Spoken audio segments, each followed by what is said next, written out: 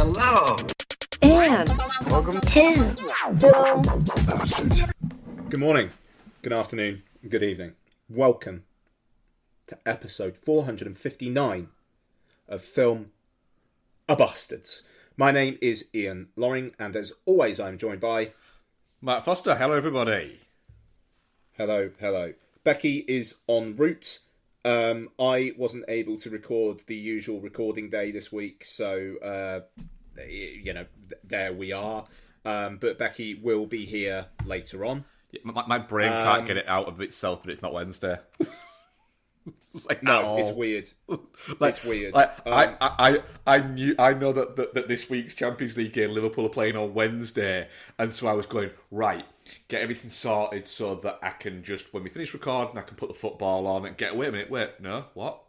Tomorrow? This doesn't make sense. Oh shit, it's Tuesday. Yeah, it's spinning me out, I won't lie. And it's not because the Apple event's tomorrow.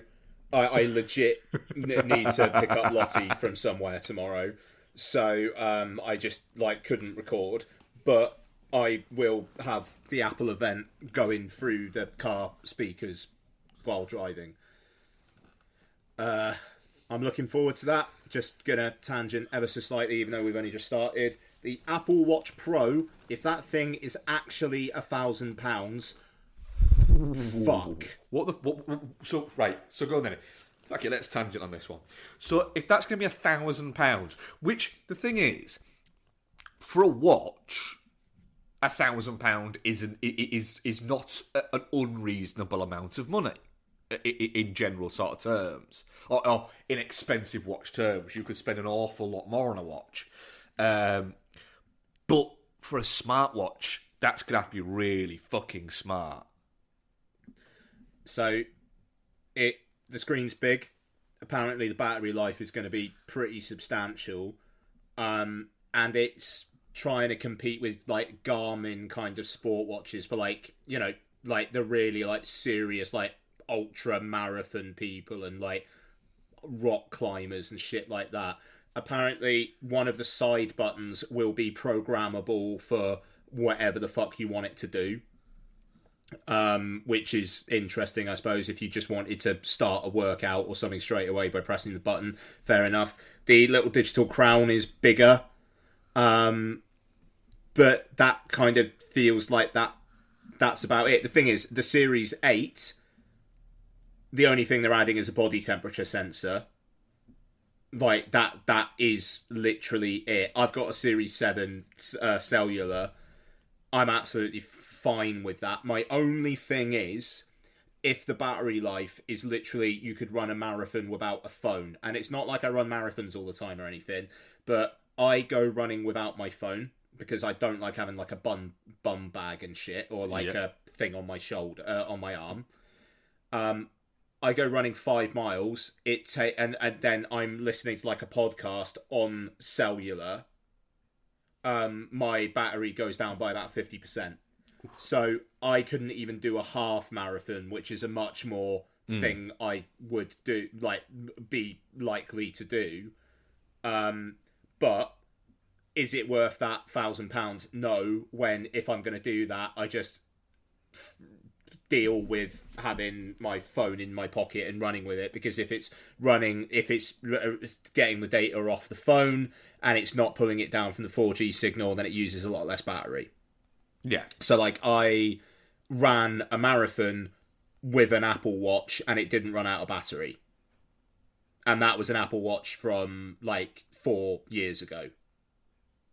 So that is possible.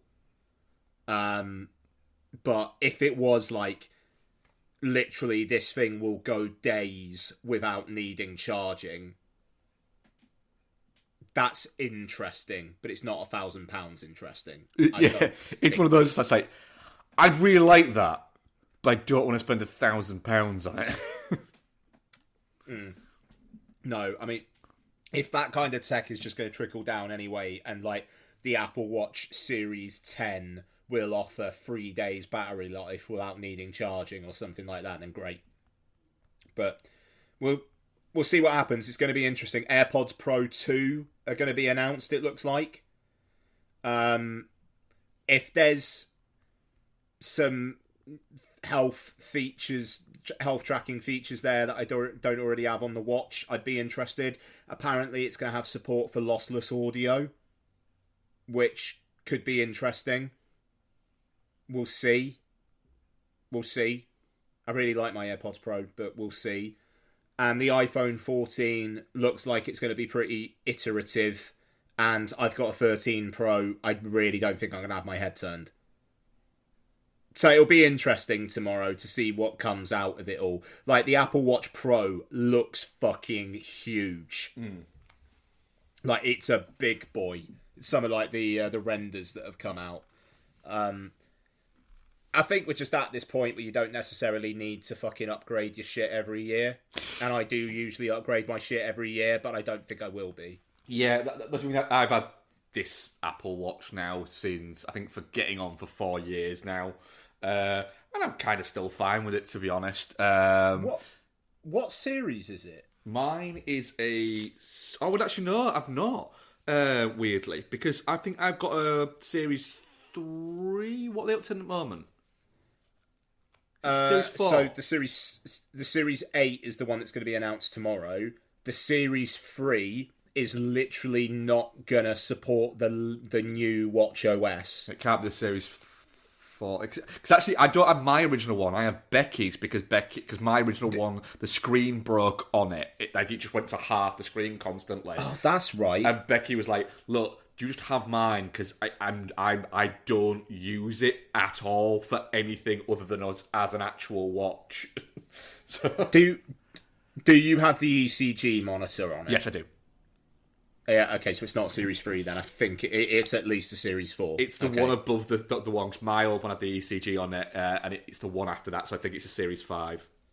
Yeah, but it doesn't have the blood oxygen. Ooh. No, I don't think it does on the watch, no. Right, okay, yeah, so that'll be the 4 or the 5 then. I'm trying to think what the difference between the 4 and the 5 was. I think. Should probably say on the back of something somewhere, shouldn't it? You think so? But you never know with Apple, do you? And my eyes don't work very well, so... Apple Watch something. It's in rose gold. Cool. Oh, nice. But yeah, I don't know. It's interesting because it's like, and I'll stop in a second. But when companies become big, the only way to really increase shareholder value is for them to basically burn cash going into other industries and then trying to disrupt those markets and become a player. So Apple did that with the watch, and they tried to do that with the car, and they're still working on that. But now it's like, what do they do next? I just finished listening to an audiobook After Steve, which is about after the death of Steve Jobs, basically the relationship between Tim Cook and Johnny Ive, and how they just went in completely different directions. It's really, really good audiobook, really good dog walking book, that.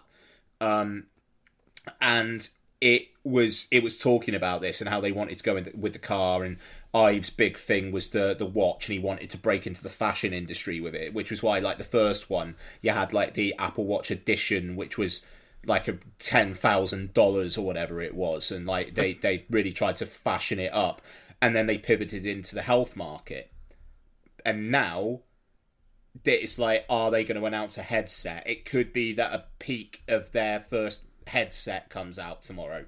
Probably not, but maybe. And it's like, what are they going to do? Because you're at this point now where the smartphone is basically almost like as good a piece of tech as it's ever going to be. Like, you can make iterative upgrades, like improve the battery life and things like that. But what a smartphone does now is basically what a smartphone did 5 years ago. Yeah. So now it's like, well, where do they go? The watch. It's like I think last year it was, okay, the display's always on now, and that was it. This year, body temperature sensor. Like, all these kind of innovations are slowing down. But at the same time, the Mac lineup has not been as good as this in years. I bought a couple of weeks back the MacBook Pro 14-inch, and it is fucking incredible. It is an incredible piece of hardware, and but again, you can make things fast, and they're doing their own silicon and all this kind of stuff now. So like the fucking vertical integration Apple have right now is insane. But where do they go from there? That's the thing. It's like, what are they going to do? Tim Cook's not going to be around forever. Is the car going to happen, or are they just going to like shove CarPlay into everything else? It's a really, really interesting time, and that event is going to be probably quite boring, but in that boredom, that's going to say something. And we'll see. Maybe I should be a fucking tech podcaster. I don't know. I shouldn't be. I like talking films. But, yeah, we'll see. I'll come back on next week and it'll be like, yeah, so I ordered the iPhone 14 and the Apple Watch Pro. I'm getting myself some AirPod 2s.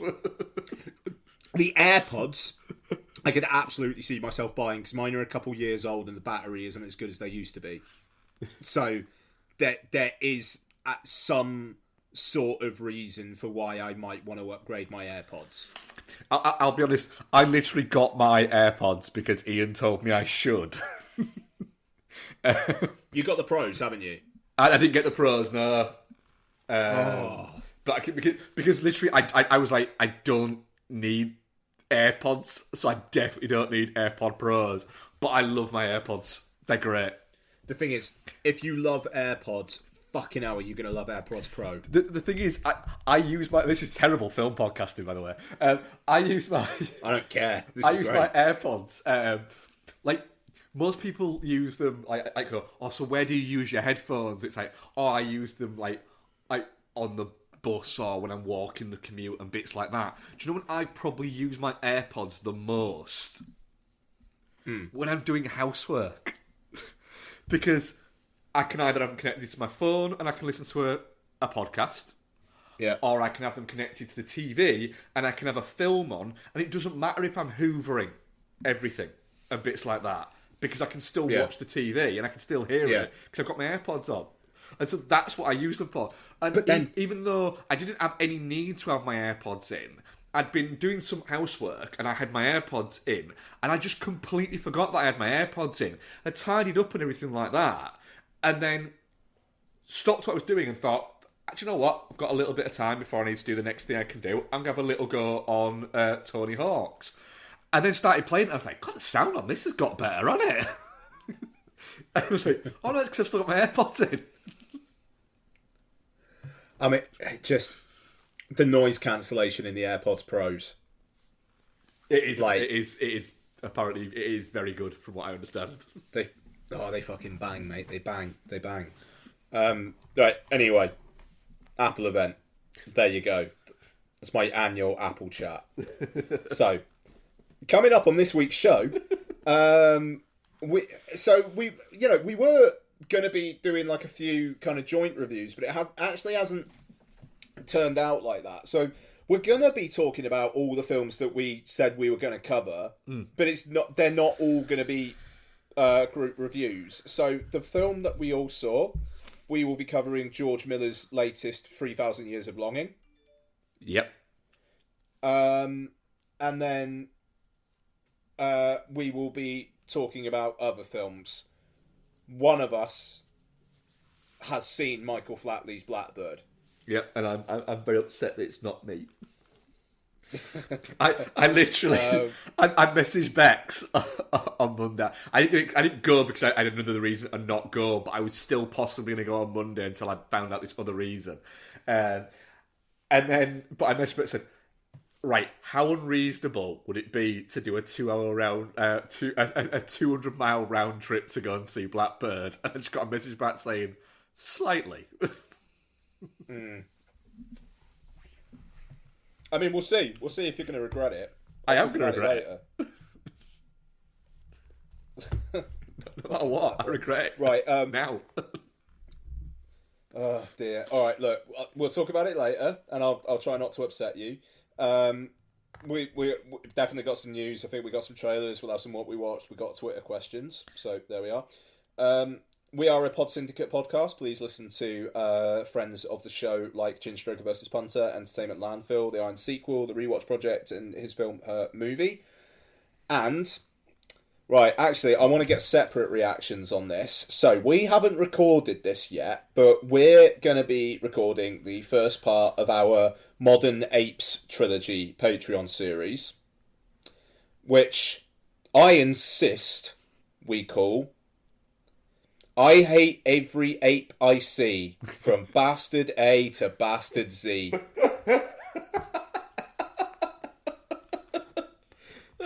Yep.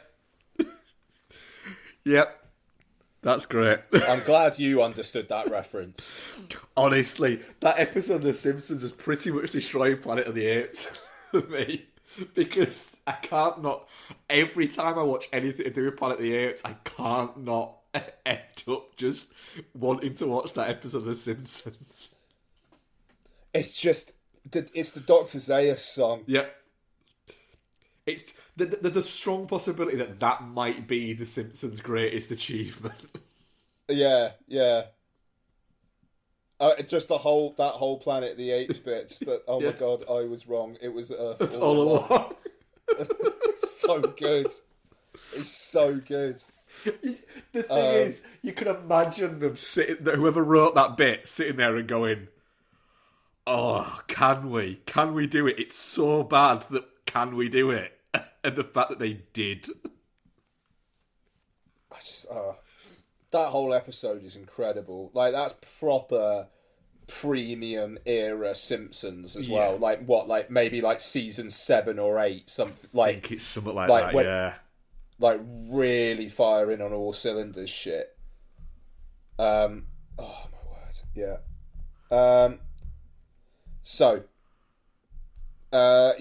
Patreon.com/filmbastards for that. That series is going to be a lot of fun. Why Cookie Rocket? So, let's talk about some news.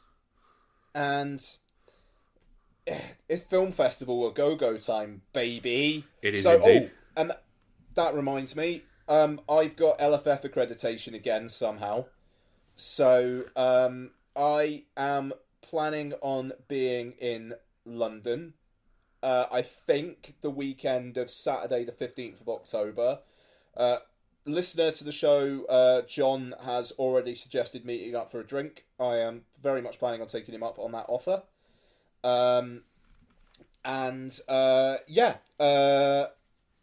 The online... There's going to be some sort of online screener library. Got a feeling it's going to be not as good as it was for the last couple of years for obvious reasons. But I am planning on checking out some stuff. I'm going to probably buy a couple of tickets as well, so I know I can see things. There is a documentary based on the book about the noughties, essentially the bands from the 2000s. The book Meet Me in the Bathroom. There is a documentary based on that coming out, which is so extremely my shit I can't even. So, very much looking forward to checking that out. There's a lot of other good stuff playing LFF as well. And also She Said. No, that's really harsh. I'm sure She Said will be good. Saw the trailer for that again in front of 3,000 Years of Longing. And it's just the most drab-looking fucking thing. It is a little bit like that. They don't know how to market that film. It's all I want is something like Mark Ruffalo in Spotlight. Yeah. Like the whole kind of like, they knew! You know, you want that. But I don't know whether we're going to get that. Yeah. If you go back and look at the Spotlight trailer though. Actually, no, sorry, it's not. Do you know what the trailer it most reminded me of? Do you know the Spielberg movie The Post? Sure. The trailer for that makes it look a little bit like this just looks a little bit like Spielberg doing a HBO special. And then it was actually a really good film. Like, kind of like a bit of an underrated film, I think, of the past few years. You know, it wasn't like it should have won awards or anything like that, but it was a really solid 4 out of 5. Yeah. Yeah. And I don't know, that film needs to not just be vegetables. Yeah, very badly. It needs to be. It can't just be fine. It needs to be good. Yeah, exactly. But anyway, so LFF, there will be LFF coverage on Bastards this year. It's going to be real fucking weird doing it without Dan being around. But I don't know. I'll have a drink in his offer in the BFI South Bank, and yeah, nice. Anyway, so Venice has been full force. Yes. White Noise opened it, already seems to have completely disappeared out of the public consciousness. Yes, absolutely. It's before there was even any hot takes, they'd all gone quite cold. Yeah. We'll see. That's playing LFF. Gonna try and check that out. I wouldn't mind seeing that big, because apparently there is some like Noah Baumbach doing a disaster movie is interesting to me. I'm just gonna there you go. So but yeah. White Noise.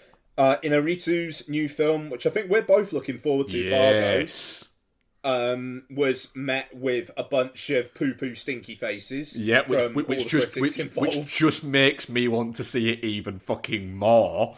Because the critics who were poo-poo facing it will have been the same ones who absolutely adored Roma, was it? Yeah.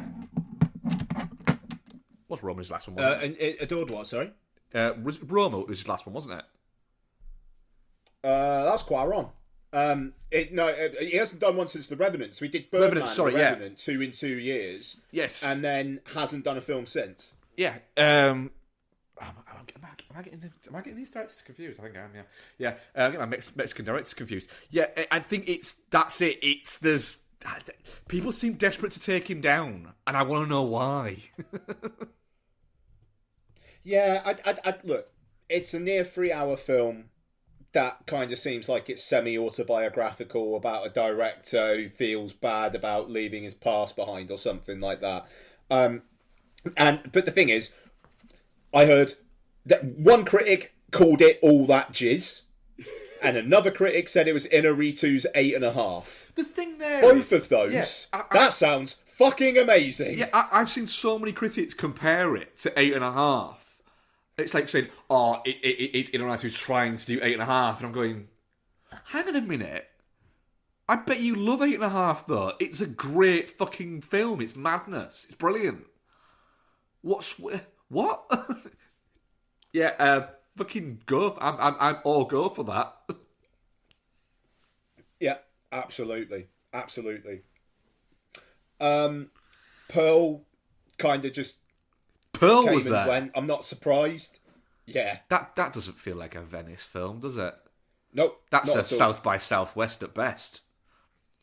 Yeah, but I think X played South by Southwest, so it kind of makes sense. It got some good word, did Pearl, and fair play. That's one I will get to. Yeah, and there you go. I'm the same. I'll watch it. It's about as close as I'll get. Yeah, exactly. The Banshees of Inisherin appears to be the big one for people so far. Yeah. I mean, all I'm going to say is, you 3 Billboards haters, you're fucking coming back now, aren't you? You're coming back now. Do you know what? The thing is, I think I'm going to go back and rewatch 3 Billboards, because I really liked it, but I didn't love it. But I really liked it, but I think I just got a little bit bored of the discourse that was going on with it at the time. Yeah. And was just a little bit like, do you know what? I can't even be asked to have an opinion on this that much because there's just no point. There's too much blur about it that I can't be bothered with.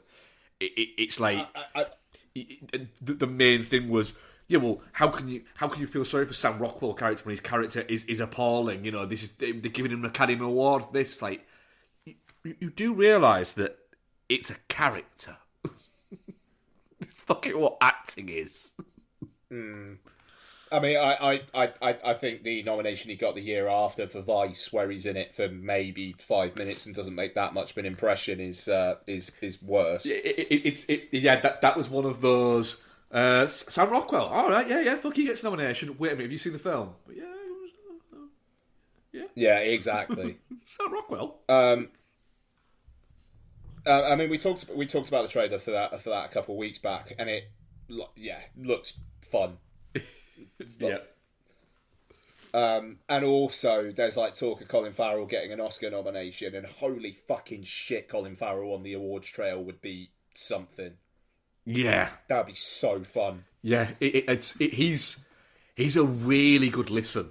Actually, when Colin Farrell gets talking about, because the thing about Colin Farrell is, I think that people miss is he is a fucking full-blown cinephile, like loves fucking movies kind of dude as well. And it's really cool when you get, you know, people who work in film who actually really fucking like film. Yeah, exactly. I've not seen After Yang yet. I'm waiting for that fucker to get a theatrical over here. I really can't wait for that, but I can wait. I've got it sat on my fucking Mac. I'll be absolutely honest, and I haven't watched it yet because I want to fucking watch it as officially as I can. And the thing is, I'm not watching it until Ian's watched it, so we can talk about it at the same time. Yeah. I mean, God, I even looked at the fucking in-flight entertainment to see if there was any chance it was playing on there, and no such luck. But I think I'm going to watch Top Gun Maverick on a plane though, so I'm quite looking forward to that. That's like I'll only watch Hot Tub Time Machine in the hot tub. Oh, I could never only watch Top Gun Maverick on a plane, I'll tell you what. But it's fucking, I was like, literally, I don't know why I was talking about it, but I was talking to my father-in-law yesterday, and I was like, Top Gun Maverick's on the plane. He was like, oh, is it really? I was like, yeah. He was like, you know, I mentioned that to Jill, and she was like, nope, not watching that. And it was like, well, I'm going to watch it. And Donna was like, I might watch it as well. It was like, yeah, everybody watch Top Gun Maverick on the plane. Let's go. Oh, fuck. Anyway, where were we? Colin Farrell, Oscar campaign, very, very here for it. Yes. Let's go. Apart from the other film, have there been any others like in Venice that have like caused any? I don't think there has. The Walter Hill film is screening now, I believe, actually, as we speak. Yeah. And the early word from it, 'cause it has actually screened other places. It's got its premiere at Venice, but it has actually screened a couple of other like small festivals. And so apparently it's really quite good. It's a good cast, though, eh? It's a good cast. You know, Walter Hill. I mean, last film was Bullet in the Head. It's about 10 years ago, I think, and then I think it was another 10 years to his last film before that. So he's not he's never really, with the exception of the 80s, been a prolific filmmaker. But possibly, and I always state this, possibly one of the most important filmmakers, writers, producers, you know, of modern, not even modern, but post-70s cinema, I think you could say there, in terms of, but that gets very little, doesn't seem to get the credence that he probably deserves. Yeah, that actually also comes out while I'm in the US, but I got a feeling that might be one that just comes out on VOD pretty quickly anyway. I would think so, yeah. Yeah. Oh, Schrader's latest, Master Gardener, played. People seem to like it, and that's about it. Schrader's fucking pumping him out at the moment, isn't he? He's riding that fucking first reformed good word like a motherfucker. I mean, the Card Collector was great. So It's fucking... What a bounce back, though. yeah.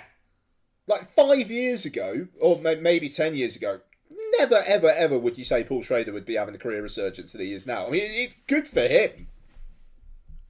Absolutely, yeah. But I mean, I'd say you're probably right. I would say only 5 years ago, when was like Dog Eat Dog? I mean, Dog Eat Dog was 2016. I mean, we quite like Dog Eat Dog, didn't we? Wild. I can't even remember Dog Eat Dog anymore. Yeah, it was Willem Dafoe, but it's quite good. Dying of the Light with Nick Cage and Anton Yelchin. Cage.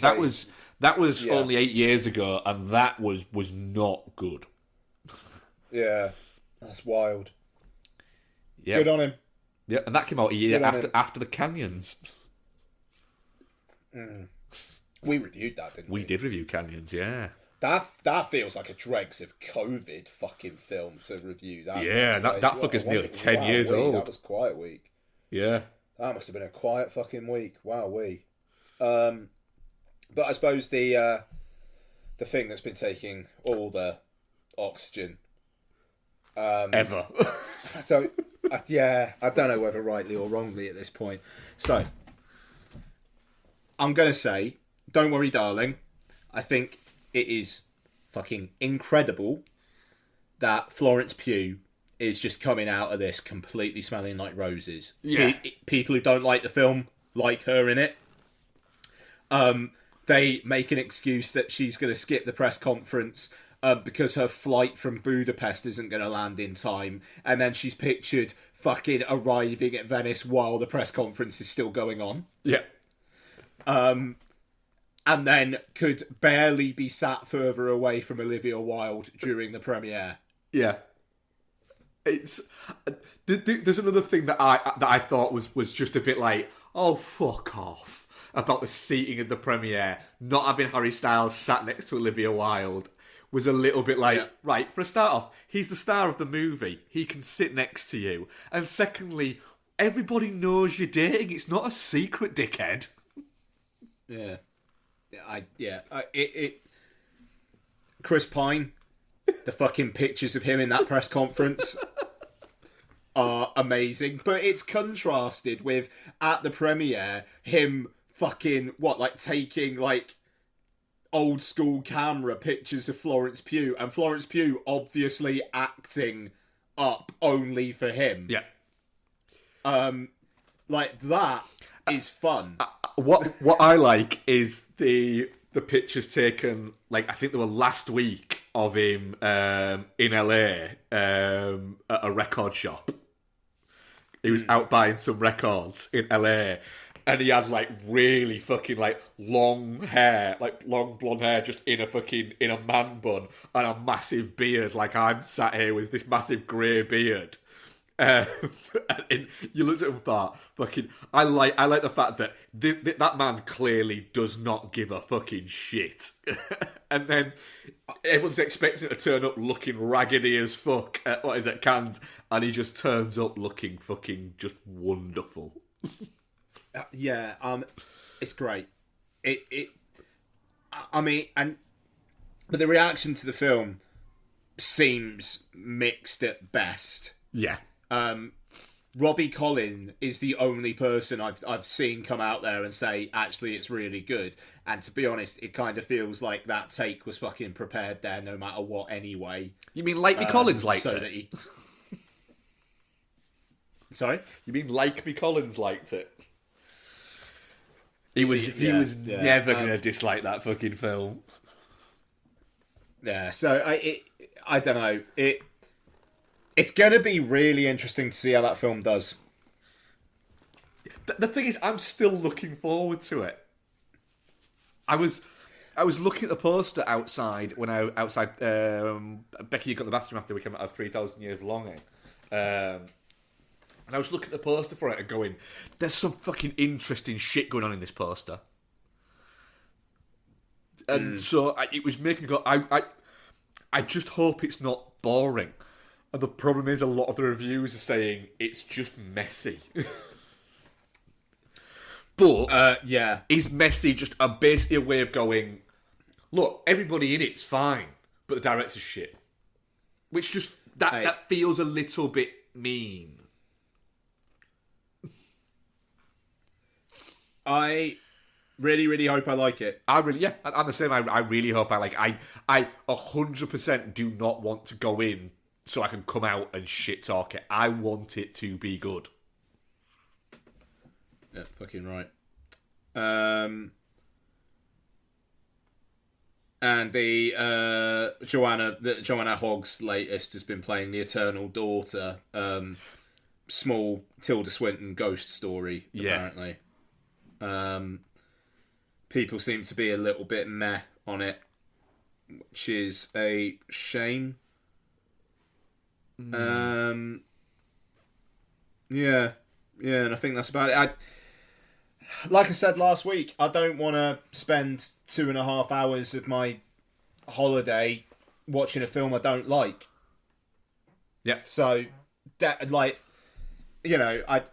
if you sense an anti-Wild bias in me, it's because I don't like Booksmart. I think that film was one of the most overrated films in a number of years, and she then rode that all the way to Don't Worry Darling, so she can absolutely take the knocks along with the praise. Yeah, the still thing that I cannot understand with Booksmart, and again, I'd love to sit down with somebody and just have just a conversation with somebody who really likes it, and I will do at some point, have a conversation with somebody who really likes it, is I don't get how there's just not... I didn't hate it, but there just didn't seem to be... It was just all a bit like, all right, cool, yeah, all right. It was just... It was basically... If you were to get a pull quote from me, it'd just be like, all right then. There's not a lot to it. But the problem is, it's so... It's so fucking arrogant of a movie. Yeah. It's just a movie that constantly is telling you how fucking kooky and fun and great it is, and it's just... I'm just a bit like, fuck off. Yeah, that's how I feel about it. But look, we'll see. I want female directors to be successful. Damn it. Well, we'll see. I'm more on the side of Greta Gerwig. So there you go. But that's me. Do you know what would be great? What I think could really help female directors, and I genuinely mean what I'm about to say. What would really help female directors if there was more that didn't come from fucking super privileged backgrounds.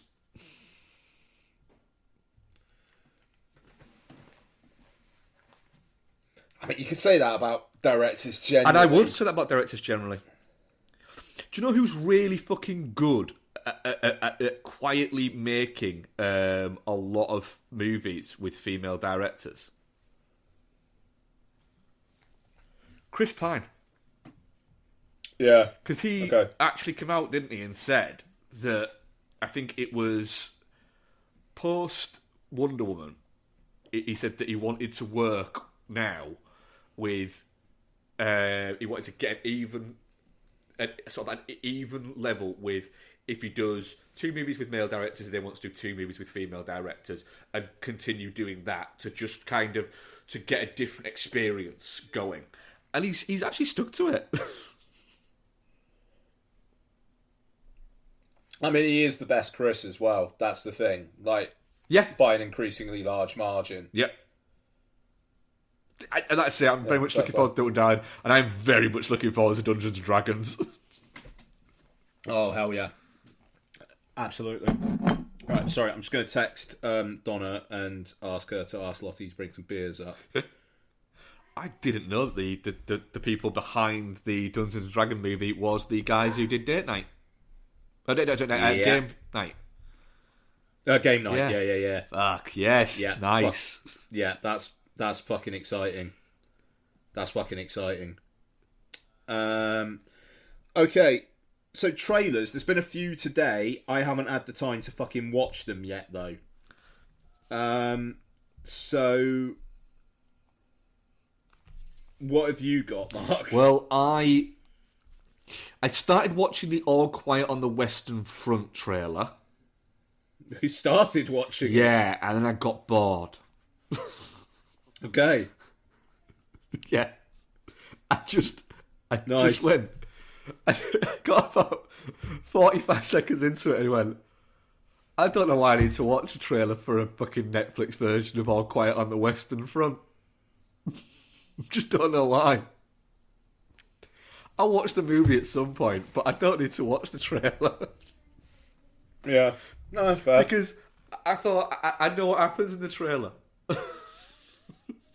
So I don't need to watch it. Armageddon, however, is a good... Armageddon Time? Armageddon Time, yeah, is a good trailer. It gives the trailer gives this like really kind of like floaty, bouncy sort of vibe to it, and so I'm watching it going, hang on a minute, that cast and it's James Gray, and it feels a little bit like it's almost got a Linklater like vibe to it at the moment.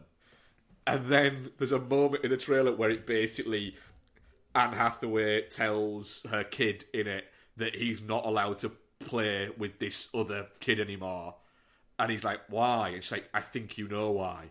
And then the jaunty music that's going fucking cuts and it becomes something else. And it's because the kid's black. And they literally the story is they take him out of school shit. and put him in a different school because they don't want him hanging around with black kids. And it's that. And Really? yeah, and it's the kid kind of not understanding why that all this, that why he's not allowed to, and then it's Hopkins has got a scene in the trailer that just looks fucking great, and I was like going, do you know what? You've always got me at James Gray, because although I don't always like his films, they're always interesting, at least.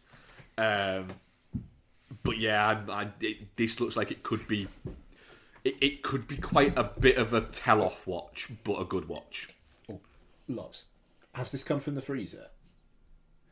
They're in the freezer. This has come from the fridge.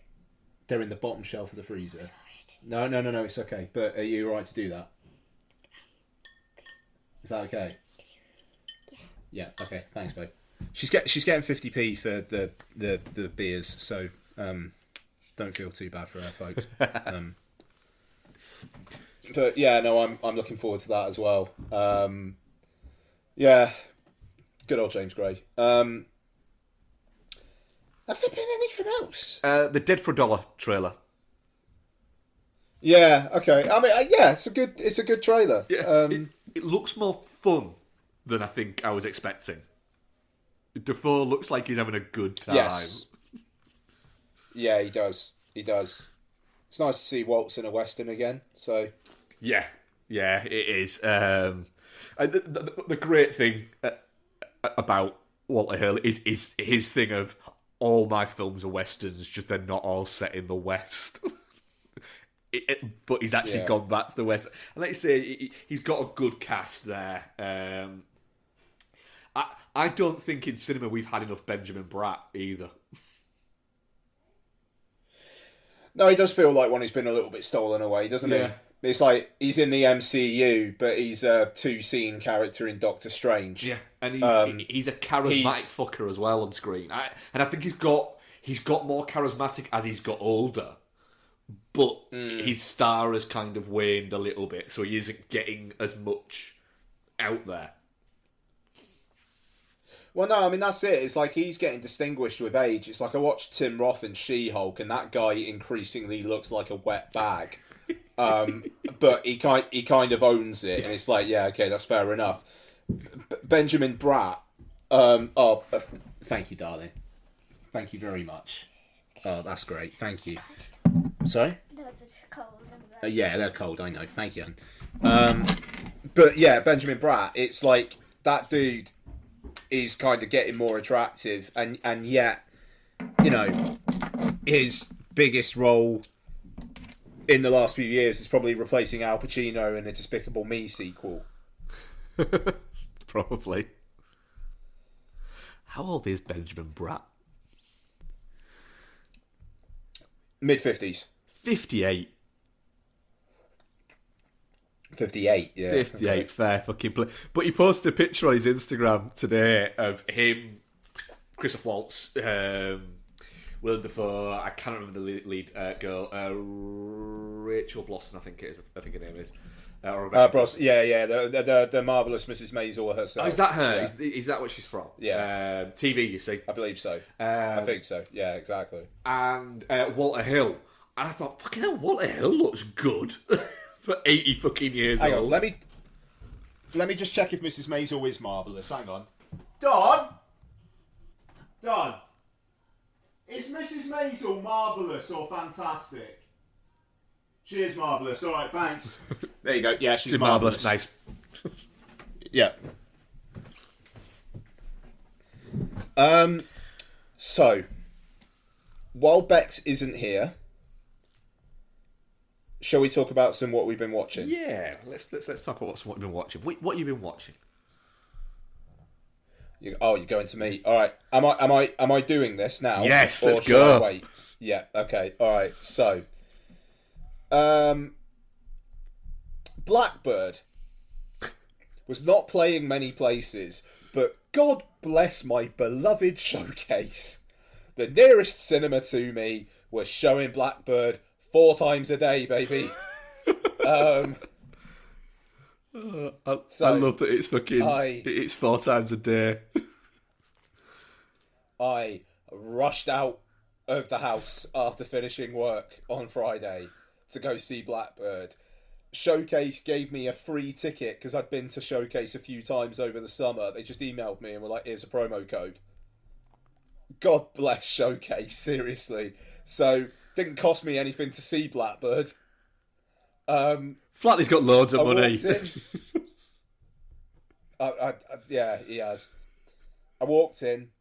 There were 2 people towards the back who looked very frail. And it was me and them for the whole thing. So, Blackbird. So at the start, you see that Flatley, who's playing Victor Blackley, he is mourning the death of his wife.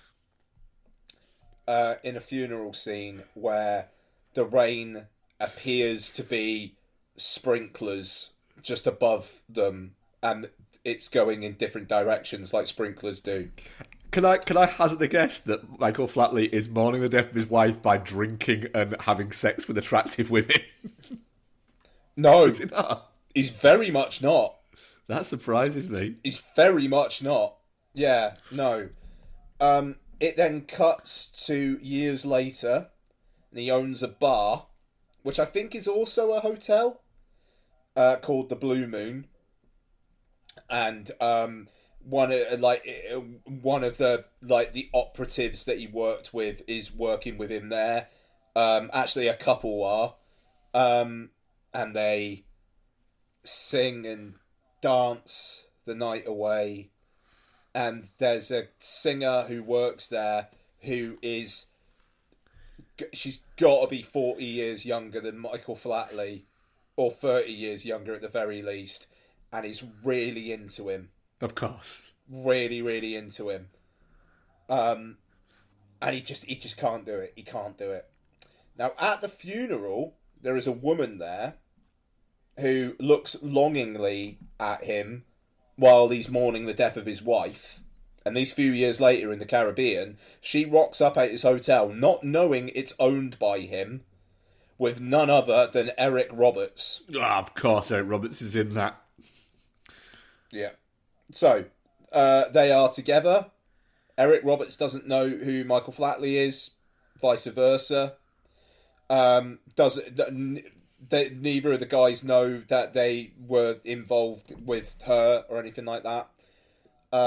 There is an incredible fucking scene where people are watching the singer, and it's panning around the bar area, and Michael Flatley picks her up out of her seat, dances with her, while Eric Roberts is watching the singer. They have a really close dance, and then he just puts her back. And I swear to God, I thought Eric Roberts was just going to lean into her and go, "Who the fuck's that?" And he doesn't. There is a scene in this film. So Michael Flatley, in every single fucking scene in this film, he's wearing a hat at an angle. And there is a scene where he walks out of the hotel, and his assistant, who also was an operative with him, hands him another hat. It's like his driving hat or something. So the plot is this hotel guy who was an secret operative. Eric Roberts is arranging the sale of a...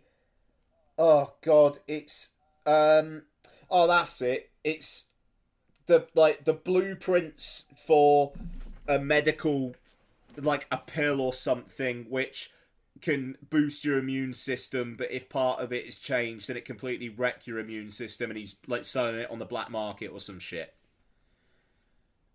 And Michael Flatley has to stop him? ? It's scenes and scenes of Michael Flatley having women come onto him and him go, "No, I can't." People talk at him about how he needs to get back in the game. "No, I can't." And then he has this casino, this fucking cards scene with Eric Roberts, where the Empire podcast has got an amazing interview with fucking Michael Flatley, where Flatley himself is saying, "We were doing this at 3 o'clock in the morning and we were struggling to remember our lines," laughing about it. Because he's just it's a miracle this film even got made. I'm so happy it got made. He knows it's shit and he knows that people hate it. And he's just having, saying, "We had a great time." And literally, it looks like he's going to fucking fall asleep saying his lines. And yeah, Eric Roberts is going for it. He is... I'm not going to say he's giving a shit, but he's having a crack. Roberts, even in the absolute sort of the weird dregs that he does, he still fucking gives it his all. Yeah, and he's turning up. That's the thing. The action in this film is there is a scene where Michael Flatley punches someone 3 times and kills him. There is a late on scene where Michael Flatley is taken away by some heavies, and Eric Roberts is like, "Well, that'll be the last we see of him." And then you just hear punching, and then Michael Flatley walks out with his shirt covered in blood. And can I spoil it? Spoil. Yeah, alright. In that scene, it builds up, and it builds up, and it builds up, and people are getting their guns out. And then Michael Flatley just looks at Eric Roberts and goes, "Shall we dance?" And then it cuts to a bird's eye view of Michael Flatley and friend shooting people, with Michael Flatley literally having his arms directly stuck to his chest, almost going pew pew pew. A bird's eye view for about 3 seconds, and then it cuts, and that's the end. That's the end of the scene. It sounds fucking brilliant. The thing is, it's never ever boring, because it's just full of fucking baffling decisions. and it's Michael Flatley, fair play, gainfully employing people. Yeah. And paying for it all. And it's absolutely a vanity project, but it's just one of those things where it's like, do you know what? You've got the money, you've got to live out some sort of fantasy. And good on you. Yeah. You know, it is one of the worst films I'll see this year. But I can't say I hate it. It's just a bad film. That's it. Like you say, you know, the guy is incredibly wealthy because he, you know, because of Riverdance and Lord of the Dance, and their popularity in the mid to late 90s, and made a shitload of money. He can't dance anymore, so why not just fucking let him do whatever he wants? Yeah, and I don't know. I mean, like, if he self-financed it, if he's not taken any money off of people, No, he self-financed it. you know, then I don't know. It's like people were employed for a month. And honestly, I know that sounds like stupid, but I don't know. It's like, if it's not, Blackbird's not hurting anyone. Nope. Like that's, and it's not trying to say anything. It is just a guy spending money, having fun, and I think listening to him talk about it has made me more comfortable with the idea that he knows people are gonna fuck it, are gonna poo-poo it, you know, and like he knows what he's made. He knows he hasn't made art, and if he hasn't lost anybody other than himself money, and he's still happy about it, fair fucking play. It's a stupid film, and I mean, borderline incompetent. I mean, it's just staggering, like, how boring the plot is. Just in terms of nothing happens. 'Cause you know, nothing fucking happens. You know he's written a second and hasn't ruled out the idea of actually making it. And I'd watch it. I'd watch it. Like, I don't know. There's something about it where it's just like rich man playing with toys, and like the thing is, he obviously he's not trying to make himself look sexy. The women in the film think he's sexy, but he knows that he can't be fucking doing Daniel Craig in Casino Royale coming out the ocean. Like, there is an awareness of that, but at the same time, seriously, there is a scene where this young club singer girl walks into his room, just fucking strips off in front of him, and he's just like, no, I can't. You know, and and she just looks really upset, and it just like, I really want to just have a conversation with her and just check that everything's okay. But like I say, it's about 80 minutes long. It's really short. And it just... Will I ever watch it again? Probably not. But would I give it 1 out of 5? Yeah, but it's Blackbird. The thing is there, you're like, I probably won't watch it, which means that you might. I don't know, just as a fucking, like... I just want to check again how fucking weird, like, just it's all just off, and it feels too big budget to be like a student film, but amateurish, and it's a very, very weird dichotomy that only happens when a rich man self-finances a film. Yep. And that's rare. It'd be like Elon Musk making a fucking... like doing a fucking Mr. Burns at the film festival. Which, yeah, Elon Musk remake in 2001. Or so, yeah. You know, I mean, it's like that. It's just like Michael Flatley likes Bond films, has 100th of the budget, and has tried to make one. Yep. I don't know. I mean, honestly, I'm not even. It's just I don't hate it, but it is a 1 out of 5. It's Blackbird. It's just this. It's almost like a rating in itself. Because it's like 1 out of 5, but I feel bad saying it's one of the worst films of the year. But it is. But it's Blackbird. I'm looking forward to you watching it, Mark. I can't wait. Honestly, it's just that it's a 200-mile round trip. Yeah, no, I get it. I mean, like, it was probably like a 5-mile round trip for me, so I understand. Yeah, Blackbird. Nothing quite like it. So yeah, there's that. There is that.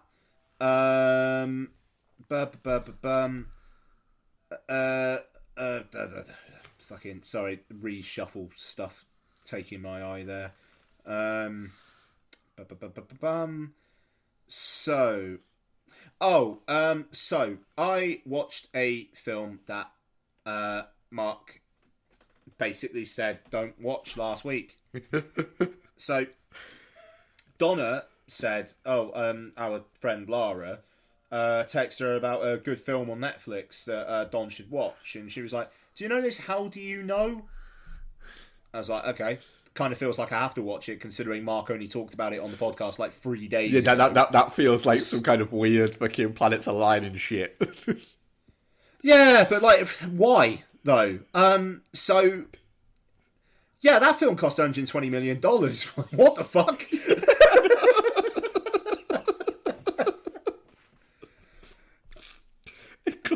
It cost $120 million, and they paid Hans Zimmer to just not even write a score.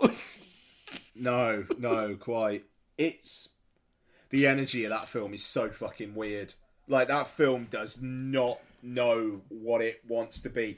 I honestly, I thought the best ending would be for Reese Witherspoon to just walk off by herself and just not need men.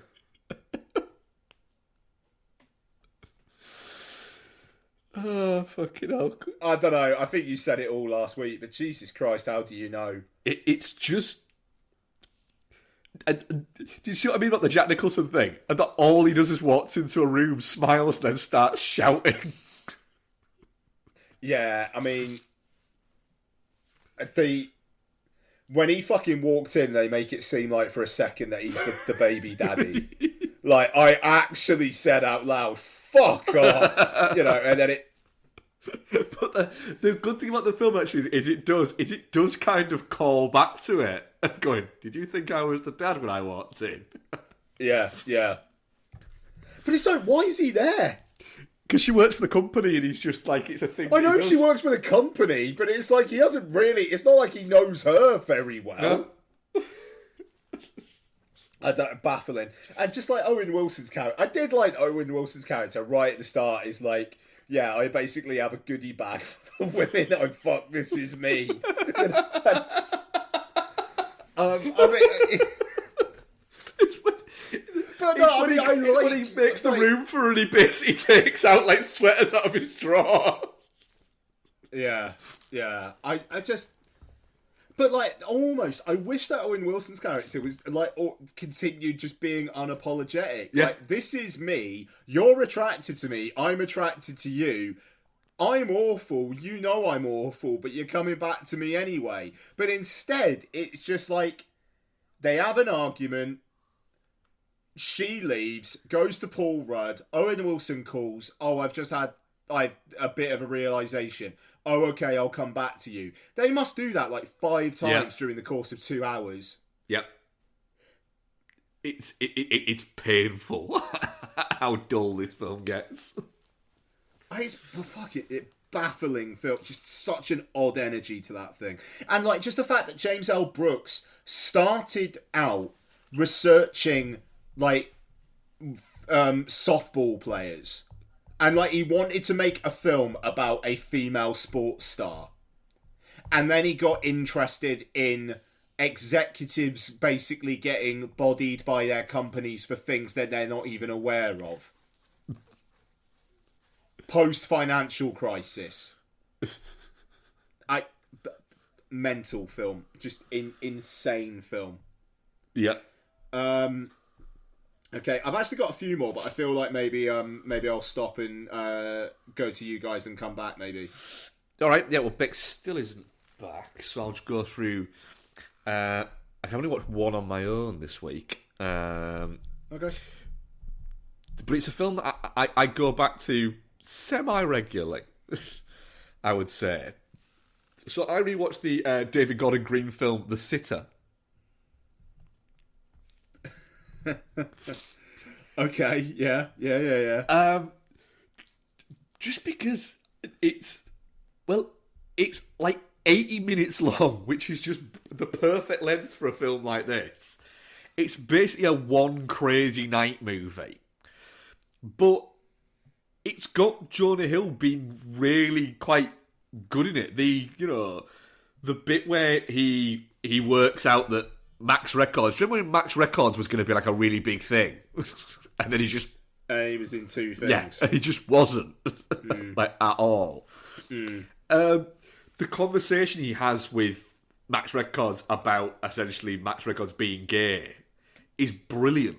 It's a really well done kind of back and forth of him kind of sort of saying, look, you're going to be fine. Well, actually, no. It's going to be a bit shit. But then it's going to get fine. And it's very similar to the one in Demolition that Jake Gyllenhaal has with the kid in that. Where it's very similar to that, but in a slightly different energy. And you've got like this essentially soft Adventures in Babysitting rip-off element to it. But then you throw in Sam Rockwell and JB Smooth. Of Rockwell in full Rockwell mode. Just like really fucking liking him. And constantly referring to him by his full name. Constantly referring to him as Noah Griffin. And then just bumping him up his best friend list. It's fucking brilliant. You know, Rockwell got, and deservedly so, got an Academy Award recently for a film that we mentioned earlier.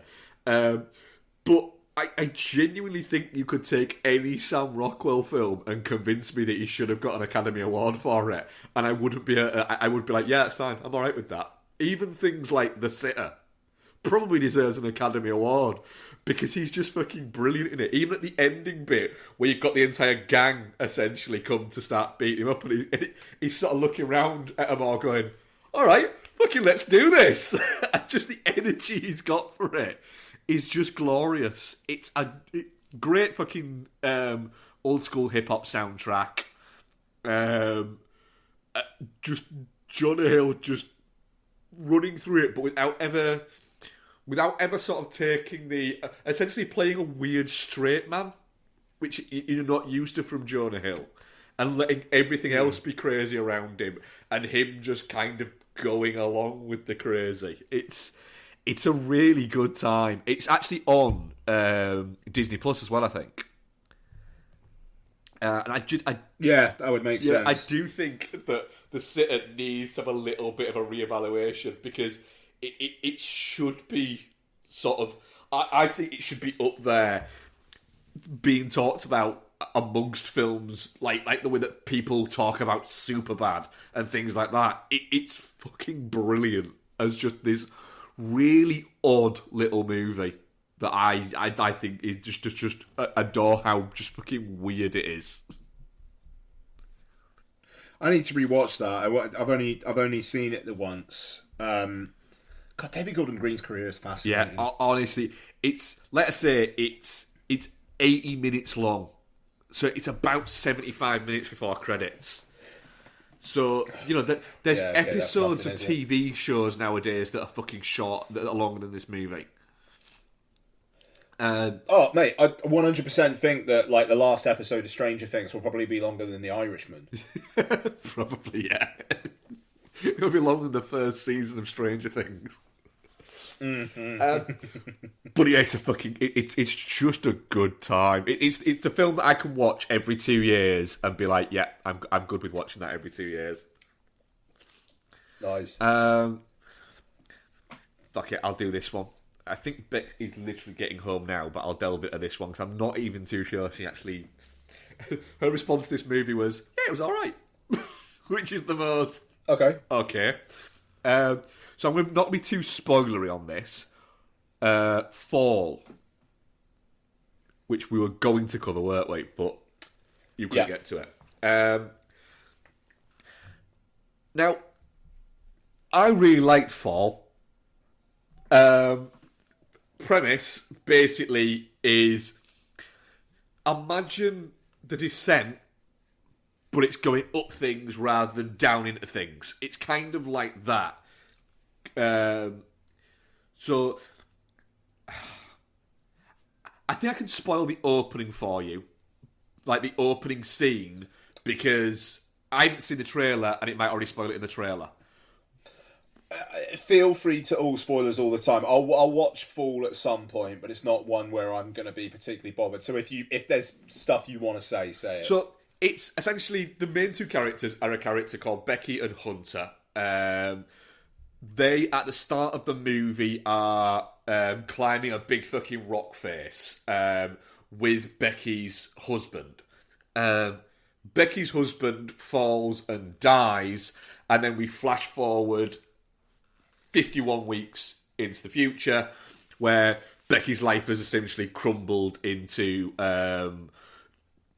what the movie kind of hints at is that she's essentially a drunk that doesn't do anything because she's just got a full grief mode. So Hunter basically wants to get her out of this, so says, look, I want you to come and I want you to climb up this essentially 2,000 foot TV tower in the desert. And of course she goes, no. And then he goes, all right then. So they go, and Hunter is like, she was also climbing the rock face at the same time as Becky and her husband. So was there when he died. But she's like this daredevil on the internet and does like all of these things. So it's kind of like, it's like that. And so about sort of 10 minutes into the movie, because what I will say is the movie's too long. This movie should be 95 minutes, including credits maximum, and it's how long is it? It's an hour 45. Yeah. Oh, yeah. Okay, I get it. Yeah. So you could lose 10 minutes, and you could lose 10 minutes out of this movie. Possibly like 3 or 4 minutes before they even get to the tower, and then 3 or 4 minutes at the tower. That's there. So, but what Scott Mann does really well is once they get to the tower and they start climbing it, it's really simple. It's two people up a big fucking pole. But he manages to show you the ridiculousness of how fucking high this fucking thing is by showing you or comparing it to things you would know. So, like, one of the characters turns round and says, because it effectively, the first, like, bit of it is a ladder that is inside of the tower. And then the next 200 foot is outside the ladder. And so it gets it going, like, at one point they stop to a break, and one of the characters goes, ooh, what, how many feet up are we now? And she goes, oh, we're blah. And she goes, oh, you do realise that that's the same height as the, Eiffel Tower. And she's like, holy shit. And there's bits like that, but it is really, like, unnerving. You watch it going, but Morena, why would you do this? Like, why would you do this? I don't understand it. Kind of vibe to it. And then they end up getting stuck because part of the ladder, essentially, that attaches the bit that's outside rather than inside, just falls off. And so they're stuck on this tiny little platform with no way of contacting anybody because they're above where you will get cell signal. And And yeah, that's kind of the next half of the movie. Is how the fuck do we get down? Or how the fuck do we get in contact with people? And it's just that, but with other bits added to it as well. But yeah, I enjoyed it. It's 10 minutes too long, but it is fucking unnerving for all the right reasons. Okay. Yeah. So what I would say is get to it. Don't necessarily fucking absolutely rush to it, but get to it at some point because it's worth it's one of those. It's worth a watch. I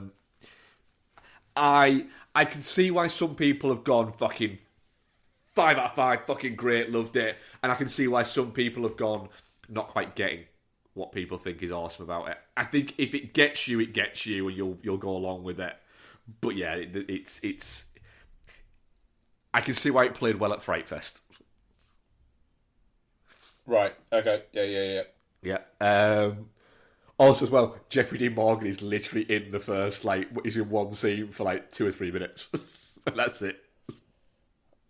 And I bet he got paid a cool $100,000. Probably, yeah. Scott Mann's a good director, though. Very good director. Fair play.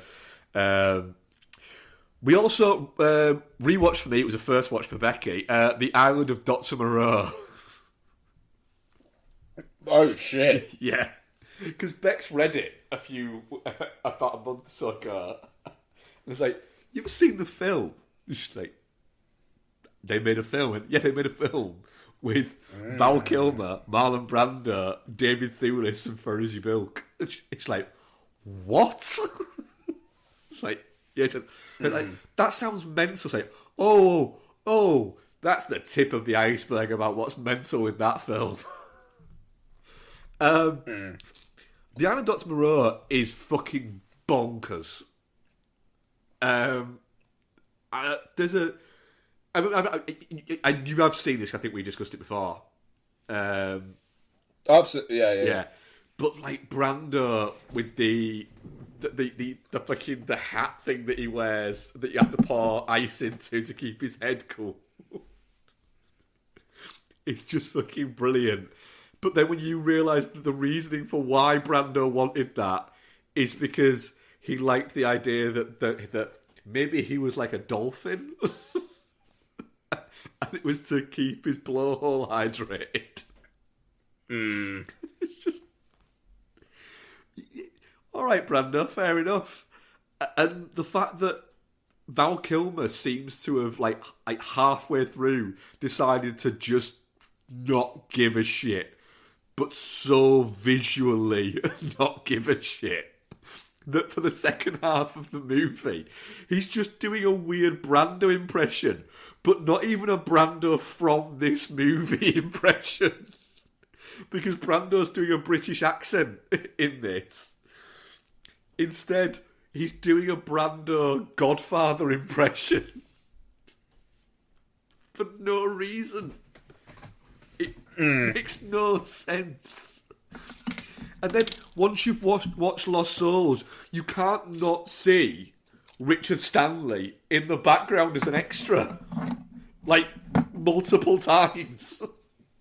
Yeah. It's... Oh, man. The Island of Dr. Moreau is... It's bonkers. I actually really fucking enjoyed rewatching it. I don't think I'm ever going to rewatch it, but I am glad you did. It does. It feels like St. Mark energy. Yeah. I've got to say. Yeah, it is. Yeah. I'm going to watch Lost Soul and I'm going to watch Val as well at some point. But yeah, the fucking... honestly, Kilmer just doing fucking Godfather Brando impressions for the entire second half of the film is just such a great energy. And apparently the reason was that he just didn't like Frankenheimer. Fucking Frankenheimer. Yeah. Nice. Good watch. Yeah. Right. The final one that I've watched. Infinity War. I decided to duck in Nice. on Becky's continued trawl through the Marvel movies that she's doing. So I said I'd watch Infinity War and I'll watch Endgame with her. Yeah. Infinity War is very good. It is very good, and I'm going to rewatch Endgame, but I still do think it's better than Endgame. But the bits where it is Thanos and Gamora are just boring. They're just really, really boring. You've got this essentially this weird kind of reverse heist movie where they've got to get all of the things, which I realise now when I'm looking back at Endgame that they're essentially doing the same thing in Endgame, which is making me really worry about rewatching Endgame. But yeah, and then it keeps stopping to try and almost make you feel something for Thanos. And it's just boring. It's about 20 odd minutes of a 2.5 hour movie that, yes, you need in there, but it's boring. And it is getting to the point now where, like, I will never watch the Lord of the Rings movies again because I enjoyed them at the time, and I tried to rewatch them 4 or 5 years ago, and got like 40 minutes into the Fellowship of the Ring, is the first one, isn't it? And that's to Becky and say, I'm going to stop now. I'm going to go and do anything else because I am so bored. And like it was like the thought of having to watch another 2 hours of that was just like, I can't do it. I can't do it. And I'm getting a little bit like that even with rewatches now. Like, I would never rewatch also the Harry Potter movies. I'm glad people do, and I think it's great that people get enjoyment out of them. Same for Lord of the Rings. But if I go back now and try to rewatch a Harry Potter movie, I'm just bored. And I'm getting a little bit like that with the Marvel movies, where I just find them a little bit dull. I find rewatches more and more difficult. Yeah. Yeah, and I don't know why that is, but I think we said before, like, there was a question that we had a while back about, like, what's a comfort movie for you, and I was like, I don't really have any. And it's like, I've got films that I'll, like, Christmas movies. Yeah. Like Die Hard, I will basically watch every year, but it helps that Die Hard is like one of the greatest action films ever made. Yeah, and the thing is, I don't almost count like Christmas watches as rewatches. I count them as part of the holiday season. They're tradition watches. Yeah. That's a good way of putting it. That's a really good way of putting it. But yeah, I mean, it's like Sunshine. I haven't watched Sunshine. I don't know, maybe like 6 or 7 years. When we watched it for the show for some reason, didn't we? Yeah, that sounds about right. I think it was like we like finally reviewed it or something. So, and yeah, I like Blade Runner and Alien. But then again, Scrooged is one of my favourite films of all time, and I watch that fucker every year. But again, because it's a Christmas movie, and it just, like you say, it's part of tradition. That's it. I think, genuinely, the last time I watched Apocalypse Now, which is my favourite movie of all time, and I have it on 4K iTunes. The last time, and I have it on like the big Blu-ray bit, but the last time I watched that was at the cinema about 8 years ago. Do you know, the last 3 times I watched Apocalypse Now was at the cinema. I wonder if that's a symptom of having a digital film collection, where you're not seeing these things on your shelf and going, oh shit, I want to watch that. Or like just even subconsciously seeing it there and thinking, I'm going to rewatch that at some point. I think there is an element of that. I think there's an element. I think with myself that I'm conscious of the fact that that I only get a certain amount of time to watch movies, and so I can't just keep watching the same movies.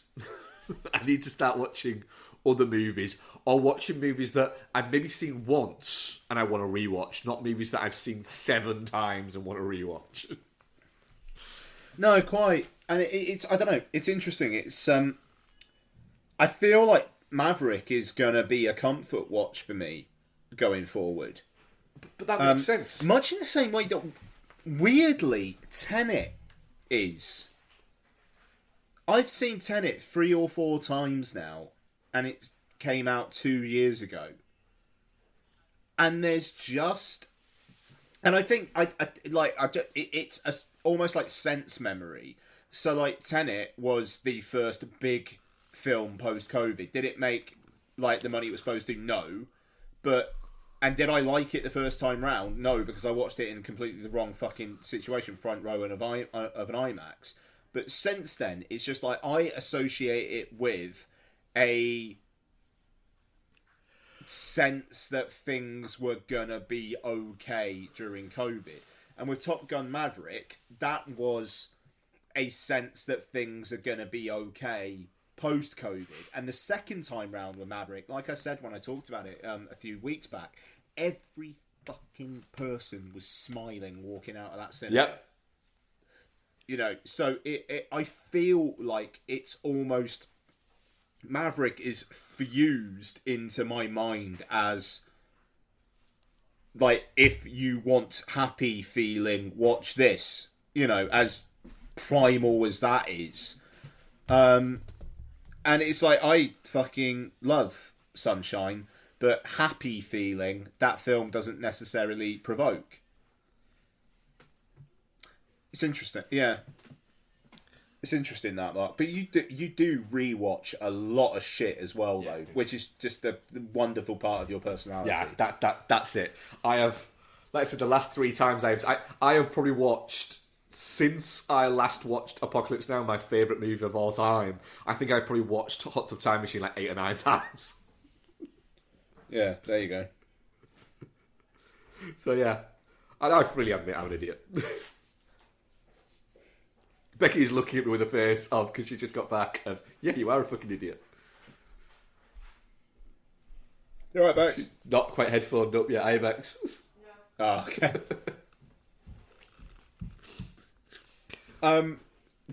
Should we bounce back to me, then bounce to Yes, Bex? we'll do that. Okay.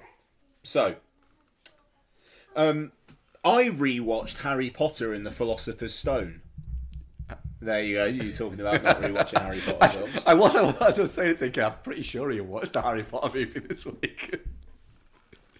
Yeah, so the reason why I didn't see full is basically... We've had a bit of a mission lately where we're going to Florida in a couple of weeks, and the Wizarding World of Harry Potter is there.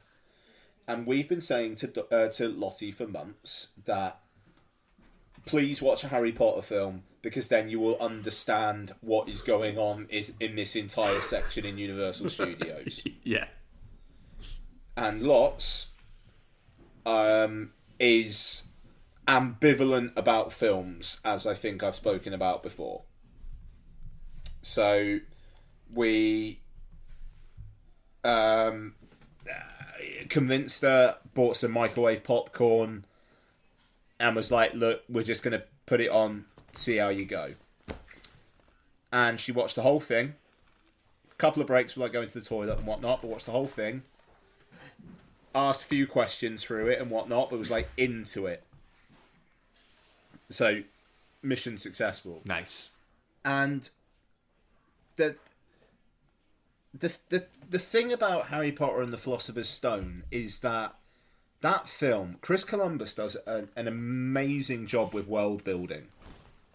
And, you know, you've got production value up the wazoo. You've got John Williams just doing an absolute banger score. You know, I mean, obviously he's most associated with Spielberg, at least to our generation, and Lucas. But that Harry Potter theme, it is probably the one that the generations below us would most associate John Williams. Oh, for sure, with. yeah. You know, and he, like I think he scored the first two, and then moved on. I want to say, and the work that he did there to establish those themes, it's incredible. I mean, it is a fully realised world from this film. Is it a perfect film? God no, God no.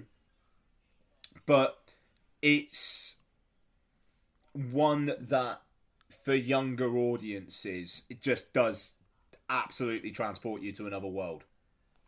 And the performances. I mean, I think Daniel Radcliffe is actually all right in it. Emma Watson is giving some fucking grade A stage school kid stuff in that film. But it kind of works in the way that she's playing this, like, upper self know-it-all. Like, that kind of the theatrical drama kid kind of energy kind of works for that weirdly in this role. It's very long. Yeah. That's very long. That is a criticism, I think, of all of them. But I quite liked it, and I am up for doing a Harry Potter rewatch because it's been forever since I last watched them all. Like Azkaban, I think I've maybe only watched the once. You watch them fairly regularly, don't you, Bex?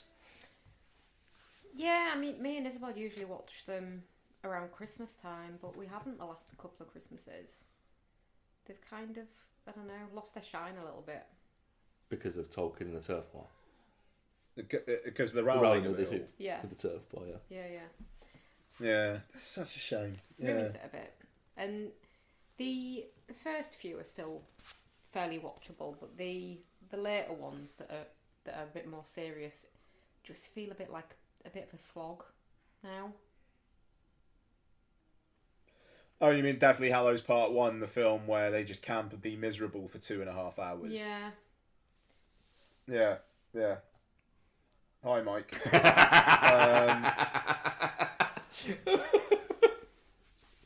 Mike really likes Deathly Hallows Part 1. See, I quite like Deathly Hallows Part 1. I did at first, Part but two I don't think it's not got the rewatch value because it doesn't have the that kind of like watching them around Christmas. It's because like at least the first few are really quite like magical and like whimsical and fun, and then the later ones not so much. Although I did like it when Dobby died. All right. Which one's he I dying? don't know, whichever one it is. I like that bit. It's not the last one, isn't it? All right. He's annoying as fuck. Yeah, I've got him coming up in the next one. But this is the thing. Do I think that Lots is going to watch all of them at this point? Probably not. But she's going to know what Diagon Alley is. And she's going to know what Hogwarts is. So that'll do. Baby steps. Yeah, exactly. Okay, couple others from me.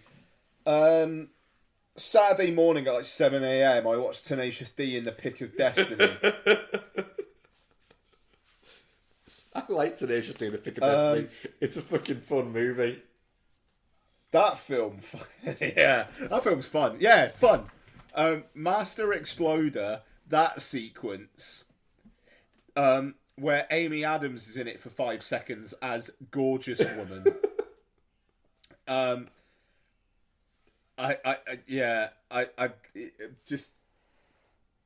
Master Exploder rules. I do not need a microphone. My voice is fucking powerful. Great. Really, really good cameos in it as well, actually. I forgot kind of like how many people are in that film. And it's just fun. It's weirdly innocent fun. Like, there's loads of swearing and, like, boob jokes and things like that. But I don't know, it just feels like 12-year-olds running around being funny dickheads. and that's fine. So yeah, Tenacious D and the Pick of Destiny. I like it. It's on Amazon Prime. It's worth another go. And finally, one of 2 Stanley Kubrick films I have never watched. Ooh. I've never watched and will never watch Lolita. It's good. I just don't need that in my life. The thing is, right, what I will say is the Kubrick Lolita's not that icky. No, it's not. It's really not. If you want to watch an icky version, watch the 97-98 remake. That's the icky Lolita. With Yeah, Udo Adrian Lyne Kiers doing Lolita. Nah. in that one. That's how icky it is. Nope. Jeremy Irons.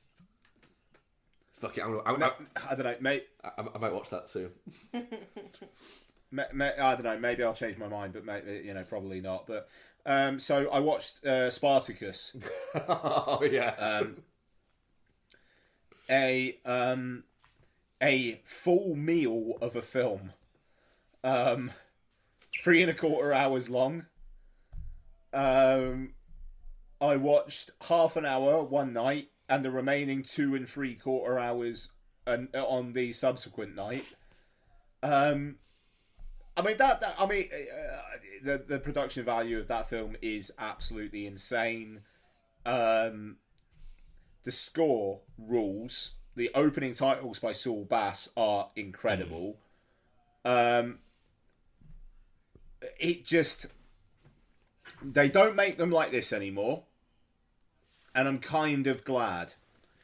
I don't need 10 minutes of Kirk Douglas looking at a woman and then her going away and him being sad.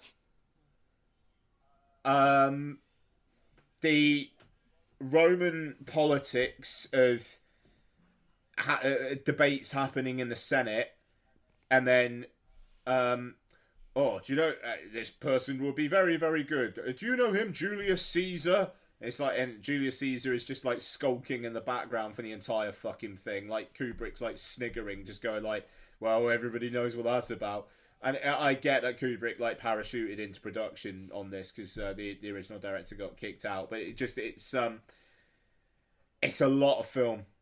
And Tony Curtis as like the entertainer, who I don't know, just has a weirdly very American accent to that role.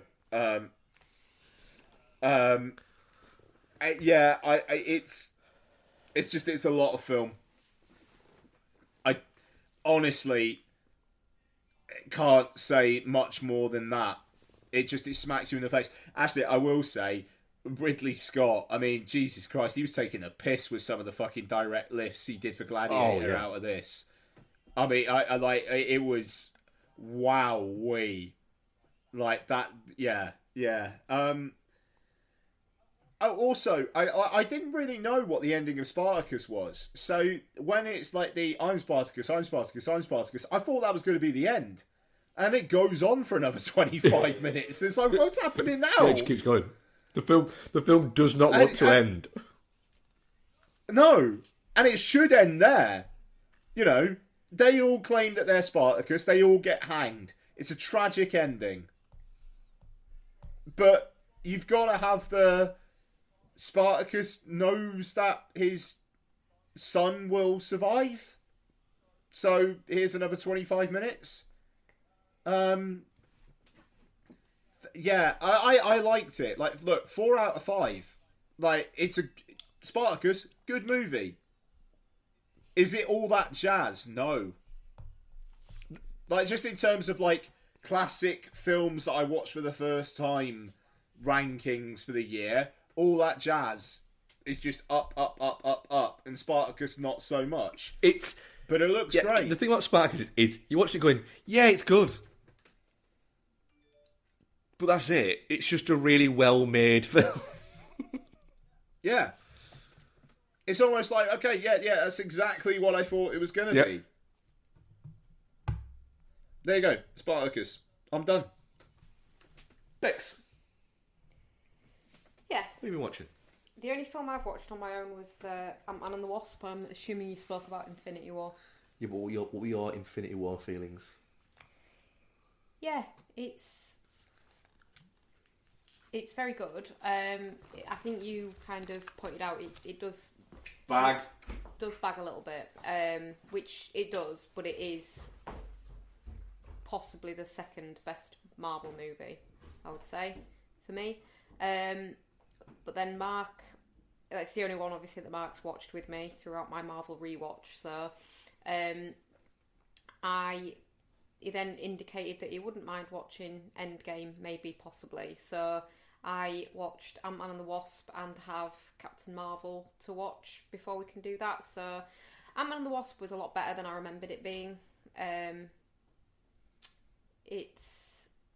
think Ant-Man feels a bit throwaway, but Ant-Man and the Wasp I think has got more connective tissue to the main arc, which, I don't know, gives it a bit more weight, I guess.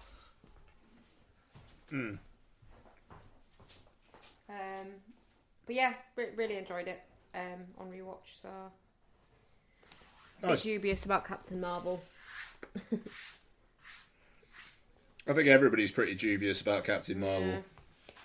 I don't know how I didn't hold up great for me on first watch, so I don't know how it's going to hold up on rewatch.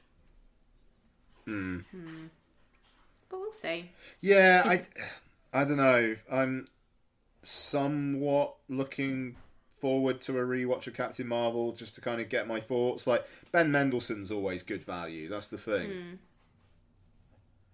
I don't know. She's just really fucking irritating. And that's it. That's all I've watched on my own. So, what have you guys been watching together? Thing? Yeah. Have we spoken about the fact that everybody just kind of wants to accept the fact that this character doesn't exist anymore? It's like Captain Marvel 2 will come out and everyone will go, who? Yeah. It was a bit everywhere and then nowhere, wasn't it? It's made no real impression. No, it's not left on mark at all, is it? Then she's in Endgame, so... Yeah, but she's kind of... It's almost like they all went, oh God, she's such a twat during Endgame. Like, they didn't like her. No. Well, it's interesting that the next one is The Marvels. Yeah. And it's her and the daughter from Captain Marvel grown up and Miss Marvel. And Miss Marvel, like, okay, fine, she was in the TV show, but she's really, really fun. Everyone I know who's watched Miss Marvel has said the same thing. Is that she's a good time. Massive potential for upstaging Captain Marvel in the Marvels. But I do wonder whether Brie Larson would just be like, yeah, fine, whatever, I don't care. Yeah. Do you know how much money I lost in NFTs? Oh, God, I hope she lost a lot. Just... I hope everybody who invested in NFTs who were doing it because they're celebrities lost a lot of money, to be clear. Yep. That was a weird time, wasn't it? Where it's like, here's a picture of an ape, it's worth $50,000. Yeah. But you don't own the picture.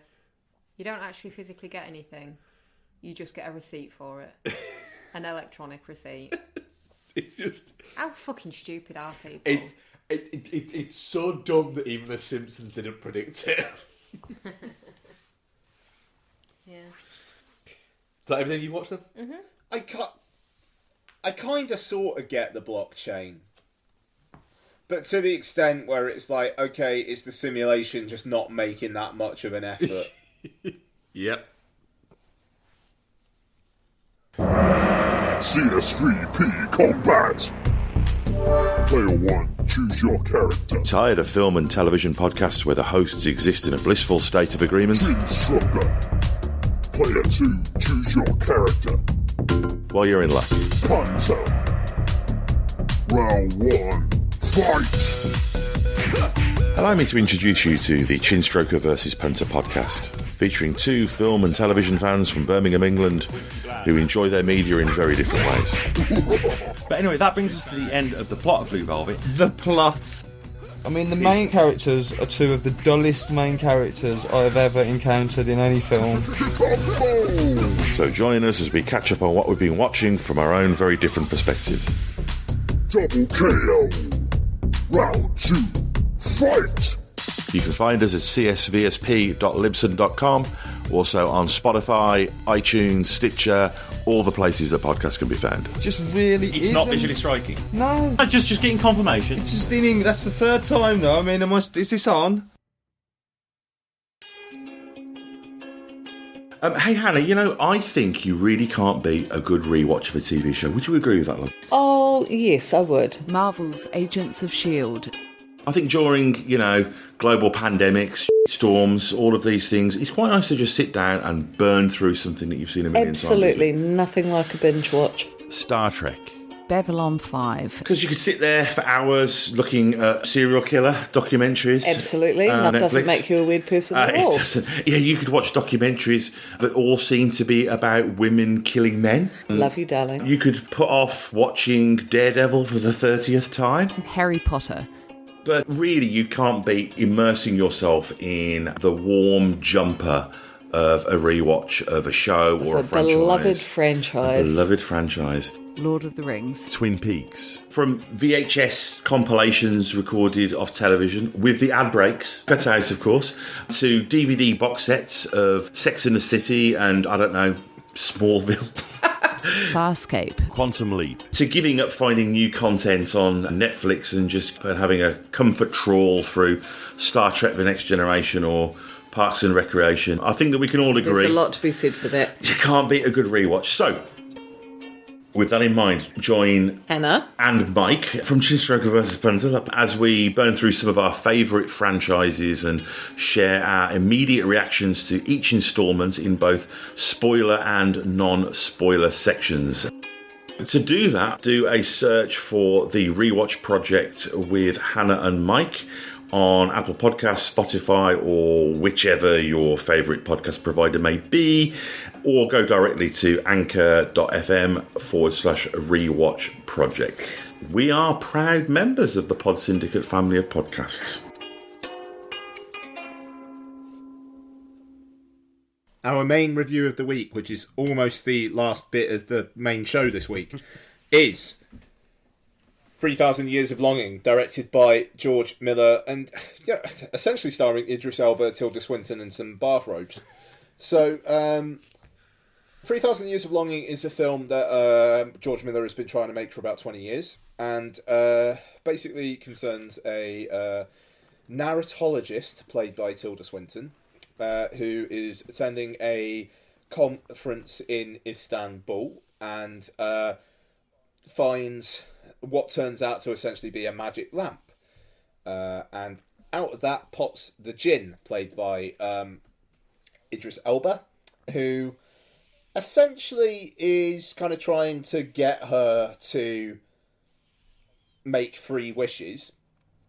And she is saying, I know how these fucking stories go. There's always a trick to them. And then he basically tells her a bit about his many thousands of years to try and convince her that he's not up to tricks. That I think that kind of surmises it. So, yeah, here we go. 3,000 Years of Longing. George Miller's first film since Mad Max Fury Road. Definitely a 1 for him. I think it's fair to say. Very much so, yeah. And, Bex, what did you make of 3,000 Years of Longing? I was really dubious about this one because I think I said last week I'm not particularly keen on either of the main stars. But yeah, I really, really fucking enjoyed this. I thought it was really good. It is relatively low energy for the actual present day stuff because they're just sat in a room talking. But the story bits, it gave me real The Fall vibes, and I'm a big fan of The Fall, so I like the structure of it, showing the stories in flashback and stuff, and I thought the stories were really interesting. I thought it looked beautiful, and I also really, I thought their chemistry together was really, really good.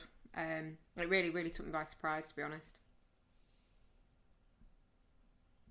Yeah, fair. And Mark, I was really looking forward to this for the simple fact that I was going to see a new George Miller film, and he's just such an interesting filmmaker that it's just like, right, this is a one for him. So what's he gonna do? What is the interest that he's got for it? And so, but yeah, I find Tilda Swinton. I find Tilda Swinton when she's doing that voice that she's decided to do in films, because she's done it in a few, hasn't she? It's the same voice she uses in. What is it called? Snowpiercer. Snowpiercer. That's the one. I'm just a normal person with a regional accent. Yeah, it's her regional accent voice. Yeah.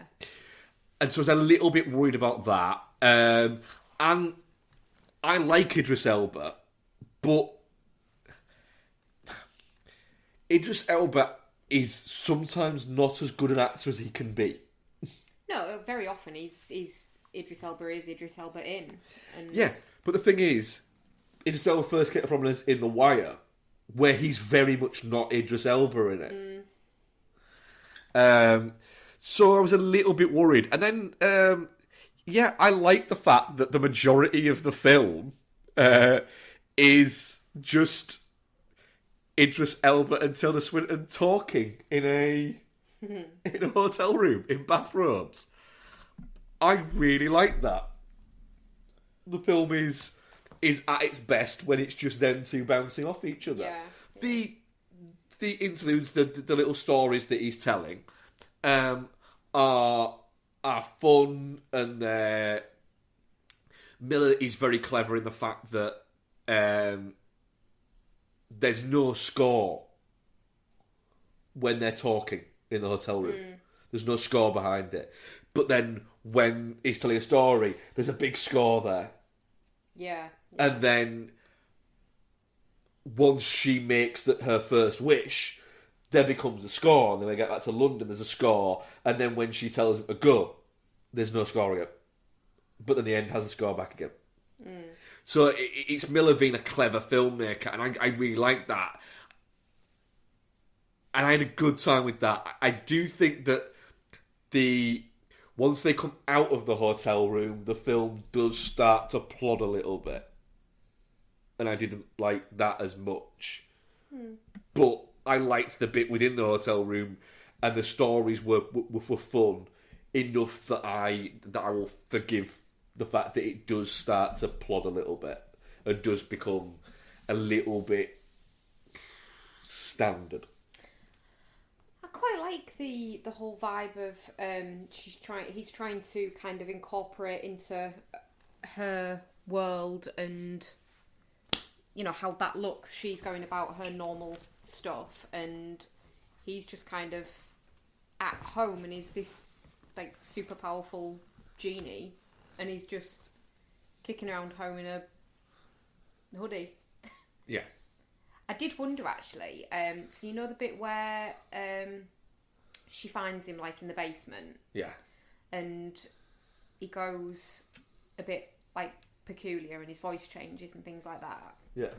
So you know the guy that she meets at the airport when she first goes to Istanbul. Yeah. I was wondering if he'd like maybe disguised himself, and it was going to turn out that he was a trickster. But that's interesting. because the voice was quite a lot like that little guy's, wasn't it? Yeah, I actually thought something else. What?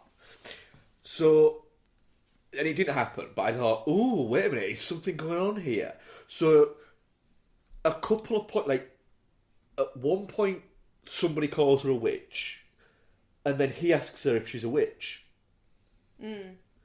And then, like, when she starts, like, boxing up his stuff, Yeah. and looks like she's going to write a name on it, and she's done the same thing with her husband. Yeah. At that point I thought, oh, wait a minute, is she fucking some kind of fucking witchy sorceress? No, it won't. No. Yeah. What did you think, Ian? You see, this is what I find really interesting. I didn't, for 1 minute, think that there was anything going on other than he's a nice djinn, she's a nice librarian. But it seems like, listening to other people, like not just yourselves but other reviews of it, that part of the tension of it is he trying to trick her? And all the way through I was just like, no, he's not.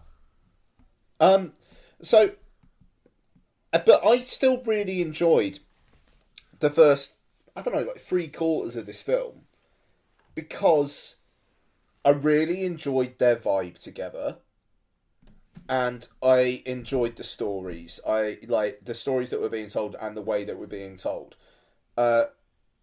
Like, just visually incredibly dynamic, great sound design, and, really good performances. I was a little confused by the end as to why she was seeing shit. I didn't really quite get... So, like, that little person trying to steal their luggage, and then the guy in the crowd, like, what that was all about. But then I thought it kind of fell apart in the last quarter, where the film seems to think that we just want them to get together, and then, like, it's kind of bittersweet what happens after that. When she makes that wish, I was just like, no, don't buy it. Yeah, that does come out of nowhere a little bit. The wish thing. And, like, there's he's talking in the last story, and then she gulps at that one point, and it's like, okay, she's into this. But then, just like how it turns into a complete about face, and you and maybe in a rewatch it'll be like, all right, well, she didn't really mean what she was like saying about like being fine, being solitary and whatnot. But I don't know, like, she's solitary, but she's not friendless. No, that's it. And I worried about that from the trailer. I thought, are we going to get this quite cold, I don't need anybody, what is it? But we didn't. And that's what I really liked about her character. She's not a recluse or friendless or anything like that. She's perfectly fine. She's a very capable woman living a life. I loved when she told her. But then, like, the last... Well, that and that's... I was just going to mention that. It's like, I like that as an individual scene. But I am a little bit, what is that doing in this film? Like, it felt like the last quarter, like, basically everything post-hotel room just didn't quite vibe for me. Yeah, I'm there with you, yeah. I don't agree. And, I mean, but the thing, like... Sorry, you don't agree? No. Okay. All right. No. I mean, I just, yeah. Okay. No. That's fine. I'm glad. I thought it was sweet. I thought it was sweet that he tried to fit into her life and be whatever he could be within her world, but ultimately, obviously, it didn't work. And then, obviously, she kind of releases him from the bottle, and he can go to, I don't know, genie heaven or wherever it is he goes. And you kind of think, right, okay, so what was that? Was he with her because he cared about her? Or was he with her because he was obligated because of the wish? And then at the end, when it turns out that he comes back to visit her and stays longer than he should and all this kind of stuff, it was like, oh, he really did love her. That's so cute. I love that. Yeah. and I don't know. I mean, like, in the kind of, like, the classical love story kind of tales, like, I think that does work, and like the way that this is it's telling kind of like classical stories with like broad themes within the film, I think maybe that does work. But in terms of, I don't know, modern movie making sensibility, I'm just thinking I don't buy that relationship being as deep as that means. I get that they like each other, and I think they got, it's Big Drisp Elbow and Tilda Swinton, two people you wouldn't necessarily would automatically say would have chemistry with each other, and they do have chemistry with each other. But I wouldn't necessarily. This film doesn't. When she gives that wish, I don't buy that wish, and then I don't buy Idris Elba actually being, yes, I do love you. I don't know, if it was companionship as opposed to, I don't know, but there's the distinction there is murky. It didn't quite fit, and like I say, that scene with her having a go at the neighbours. It felt like George Miller had just been like for a week in London and was like, people are fucking horrible, and wrote a short film within this film. And I agree. Yeah. That almost feels like a story Tilda Swinton told about her neighbours, and George Miller went, let's put it in. Yeah, for sure. And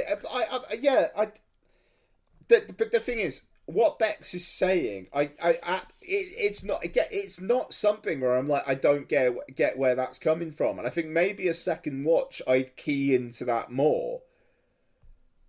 But on the first watch, not so much. I don't know. I think it's a shame because I was really enjoying it up to there. Yeah, I think the wish from her comes from she'd kind of, after her marriage failed, convinced herself that she didn't need that romance kind of aspect to her. She was happy with her friends, she was happy with her life, but it was evidently there, and him telling the stories about all his love affairs with all these women and what they've brought to him personally, and how passionately he tells the stories about these women of his life. Maybe it just reawakens something in her that's actually, fuck no, I do want that. I do want the romance and the passion, and that, I do miss it. And then I think from his point of view, I think he appreciates her, her complete contentment with, she's not, when she's offered 3 wishes, she don't go, right, I want this, this, and this.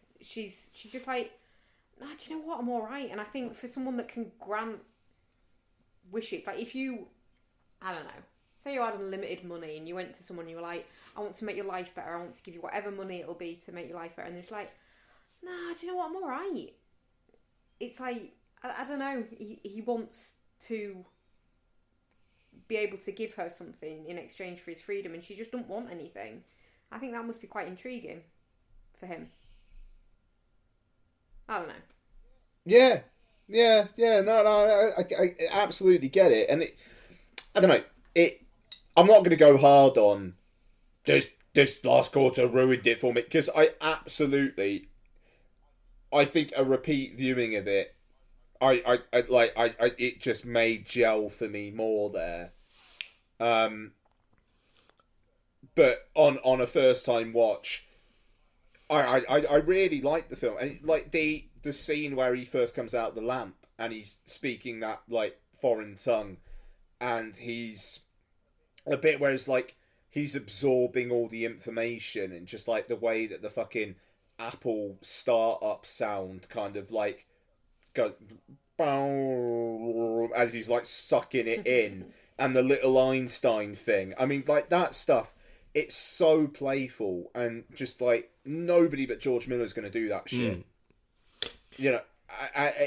It's in the hands of so many other filmmakers. This movie would have been 2 hours 40 minutes long and would have been a fucking mess.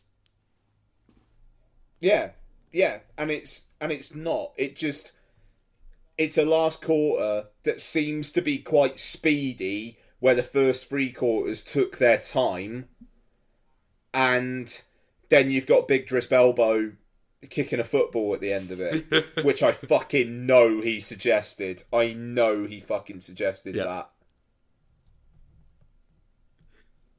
Yep. But it's a good film. It's a good film. Yeah. I'm fully 4 out of 5. Definitely not shit. Yeah, it's Same. not shit. You will believe a Swinton and Elba could fuck. Yep. That should be the tagline. Sorry, Bax. No, I was just saying, yeah, definitely not shit from me. Yeah. Our audience poll was definitely not shit, 71%, and touching cloth 29%. Fair play. And our second week in a row of covering a Big Elbow film. Yeah. We got any Big Dress Elbow coming up I'll have next a look week? and see. I don't think we do, no. But we've got anything coming up before the end of the year. I feel like we do. Big Dress Elbow, not in bodies, bodies, bodies. I'd fucking love that. Bodies, Big Dress, bodies, Belbo, bodies. At least got nothing else coming out this year. Luther, but that's a film. That is a film, apparently. Really? Yeah, the Luther film Right, great. coming out on Netflix. Have you watched Luther? Go watch. Like the first episode. You watched the first episode. Go watch that like we did Downton Abbey in New Era. Yeah. This is Luther prick.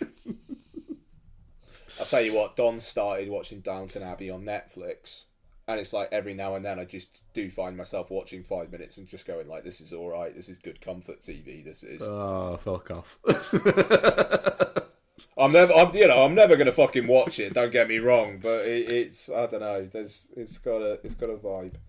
Anyway, let's have some questions. Well, I asked the question saying, off the back of Don't Worry Darling premiere this week, who are your favourite musicians who've also acted? Rick Kidd, probably Sinatra or Dean Martin in things like From Here to Eternity, Rio Bravo, Ocean's 11, and you can't forget the Cannonball Run films. Probably best to avoid Pet Shop Boys film. It can't happen here. A trippy slice of 1980s. He is right. That is a weird film. Mike Chinstroker says Tom Waits. And Andrew Jones, friend of the show, we have a gif of Jessie Buckley. Is Jessie Buckley a musician who acts or an actress who has released an album? I thought it was the other way around. Yeah, I think that could be the other way around there. Tom Waits. By the way, her album with Bernard Butler is really fucking good.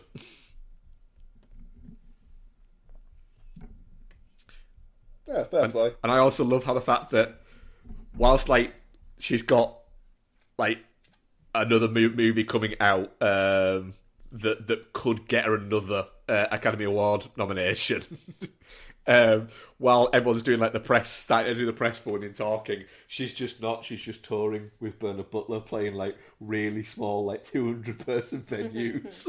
Nice. Living best life. Good on her. Yeah, that's it. She looks to be having a great time. Go on, what you guys want? Tom Waits is a really good shout. I mean, Tom Waits is a fucking great shout. Like, yeah, Tom Waits would probably be mine. I mean, Bowie's got to be Bowie up and Fire Walk With Me is a pretty good one. there. Yeah. Meatloaf and Fight Club. Meatloaf and yeah. Fight Club's a good shout. Does Prince in Purple Rain count, or was that essentially a really long music video? No, I don't think you can have that. Can I have Dwight Yoakam? I don't know who that is. Dwight Yoakam's a good actor. What, in Panic Room? Yeah, he's great in Panic Room. He is good in Panic Room, Mike. Yeah. Trying to think. There's one we're missing. Damon Albarn in Face. Face. Yeah, Damon Albarn in Face.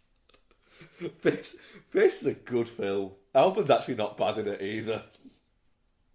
I think it's weird when you have like musicians that become actors, then their acting career completely eclipses their singing career, and you completely forget that that's what they started as. Like Zendaya, for example, you'd never think, oh yeah, she gave up a really successful singing career to be an actress. Yeah, but she was Disney acting before she did singing though. I don't think you can have those.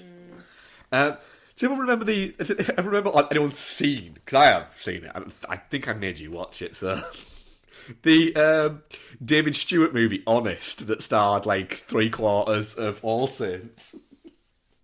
Oh God! And the other one just went, "I'm not fucking doing that." It's terrible. It's David Stewart Yeah, that was a weird. trying to do like a fucking like trying to do a Guy Ritchie film, but having like the Appleton sisters in it, and one of them's like a really badass. God, and then you've got ones that try really hard to make it happen and are just shit, like Lady Gaga. She's really good in Star Is Born. She's fine. She's No, the she's- weakest thing in it. No, she's not. I mean, she's in it with Bradley Cooper. She is. She's not the weaker weakest than, thing in it. She's weaker than Bradley Cooper, and she's weaker than what's his face, racist cowboy man, homophobic cowboy man. I don't think he's homophobic. Yeah, he was shitting all over what's it, wasn't he?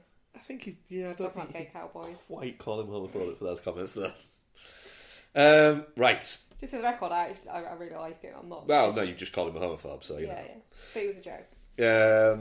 Rick Kidd, as See How They Run is coming out, who are your favourite movie detectives?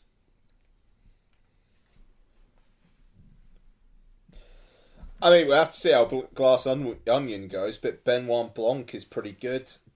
Fucking Marlowe in The Long Goodbye. Actually, Marlowe in The Long Goodbye is my fucking answer, because he looks like he's going to fall asleep the entire time. Ace Ventura. But he is transphobic, He isn't is transphobic, yeah, there is that problem. Like, that fucking film. Like, that film is so innocent in so many ways, and then it's just it does that whole thing, and The thing is, the thing is, it is riffing on the Crying Game. No, I mean, but it just like it is, but it's very his reaction, like, and the sequence that plays out there. Yeah, I mean, even Carey has come out and said, "Yeah, no, I should get criticised for that. I am sorry." Yeah. You know, the fact that he has come out and gone, "Yeah, people should criticise me for it, and I should stand back and go, you're right to criticise me." You know, yeah. I'm trying to think of. See, I like Fletch, but I can't have Fletch because not technically a detective; is a investigative reporter. Alex Cross. Alex Cross, Tyler Perry. No. Fuck Alex you, Cross, Tyler Morgan Perry. Freeman. Shit. Morgan Freeman. Nope, Tyler Perry. Morgan Freeman. Tyler Perry. What the fuck are you doing? I'm doing the Alex Cross Tyler Perry stance. I don't know what that means. It does this for no reason. In what? In Hell Alex yeah. Cross. Well, I haven't seen that. It's fantastic. No. Morgan Freeman. We did a drunk commentary. Morgan once. Freeman is Alex Cross. Honestly.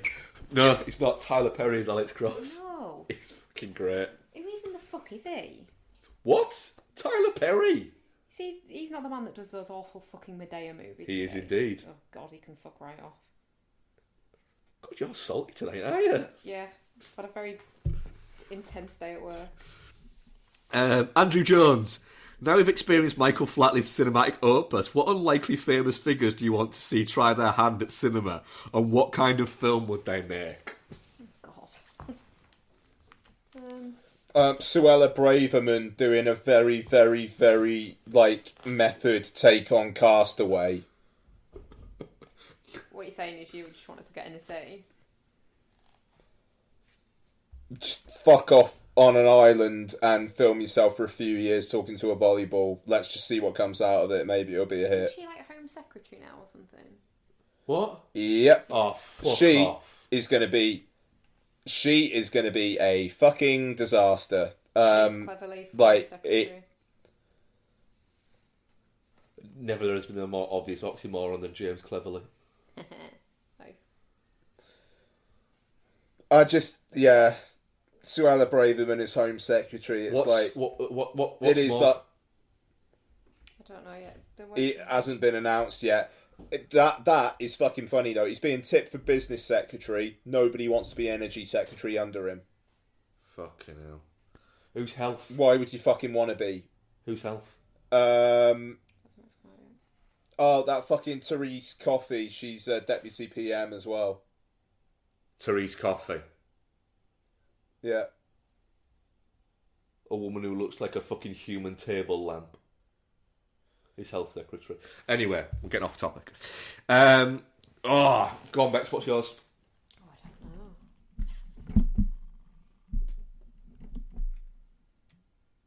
I don't know. Sorry, that spun me out a little bit. That question. I don't know. Because it could be anyone in the whole world that's a public figure. I'd like just for the sheer fucking just batshittery of it, I'd like somebody, probably Elon Musk, to give Kanye West $500 million to make a biopic of his own life. Because can you just imagine? What, Elon Musk giving notes to Kanye West about what his $500 million biopic should look like? Because could you imagine that? Oh, shit. Oh, fucking hell. It'd just be fucking... it literally would be somehow... One of them would fire themselves into the moon. God, I hope they go together. It'd be brilliant. But, like, in all of the wrong ways.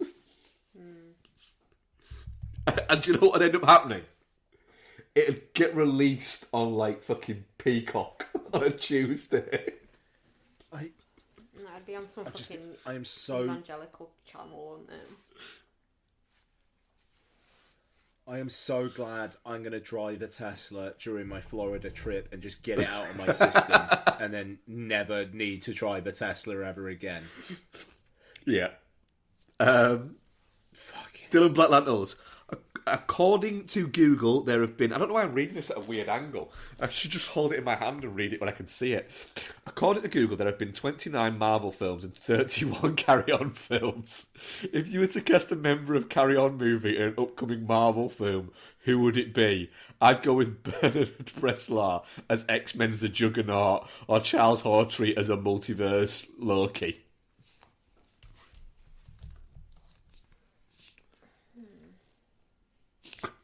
Charles Hawtrey is a fucking Barbara Windsor as the Hulk.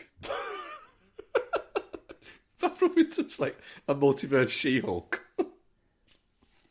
You wouldn't like me when I'm angry.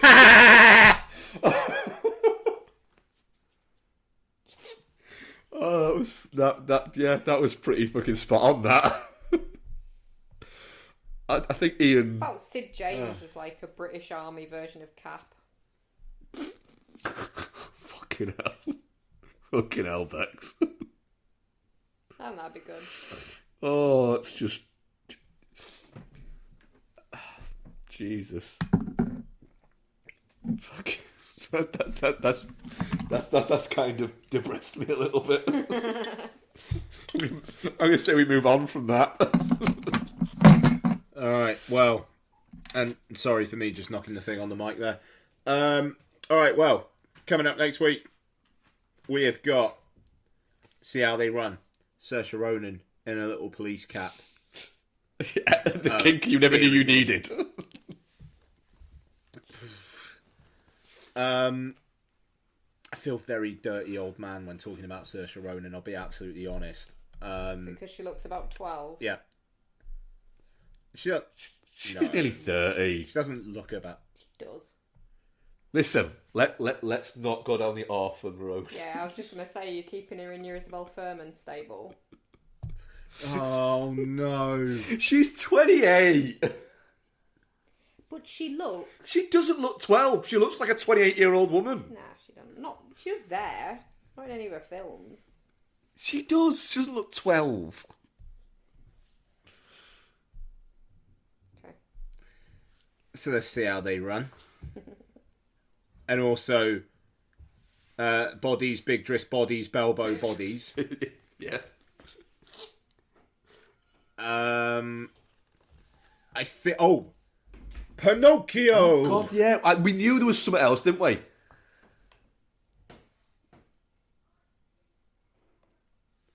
Pinocchio. It's Disney Plus Day on Thursday, guys.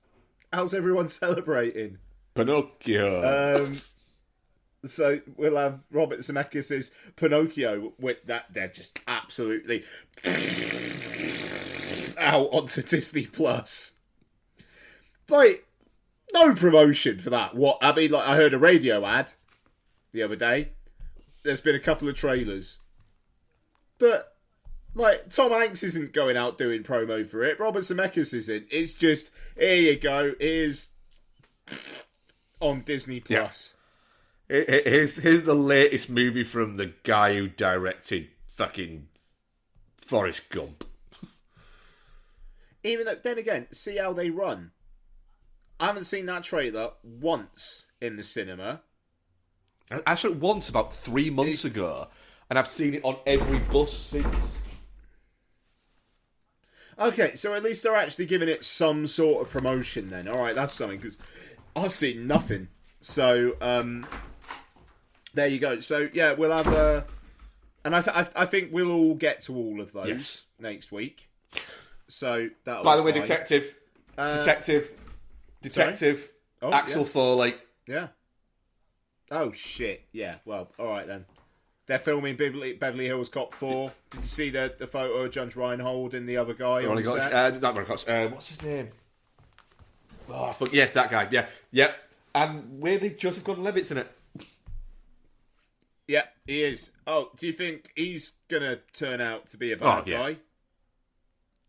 He's also Jiminy Cricket in yeah. Pinocchio.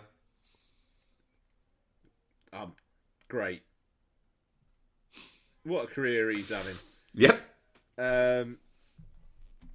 So, that'll be it. Did all the preamble at the start, and we still got the Planet of the Apes show to record. So, I'm going to say thank you very much, Becky. Thank you very much, Ian. Thank you very much, Mark. Ian. And get us the fuck out of your ears. Motherfuckers. Goodbye.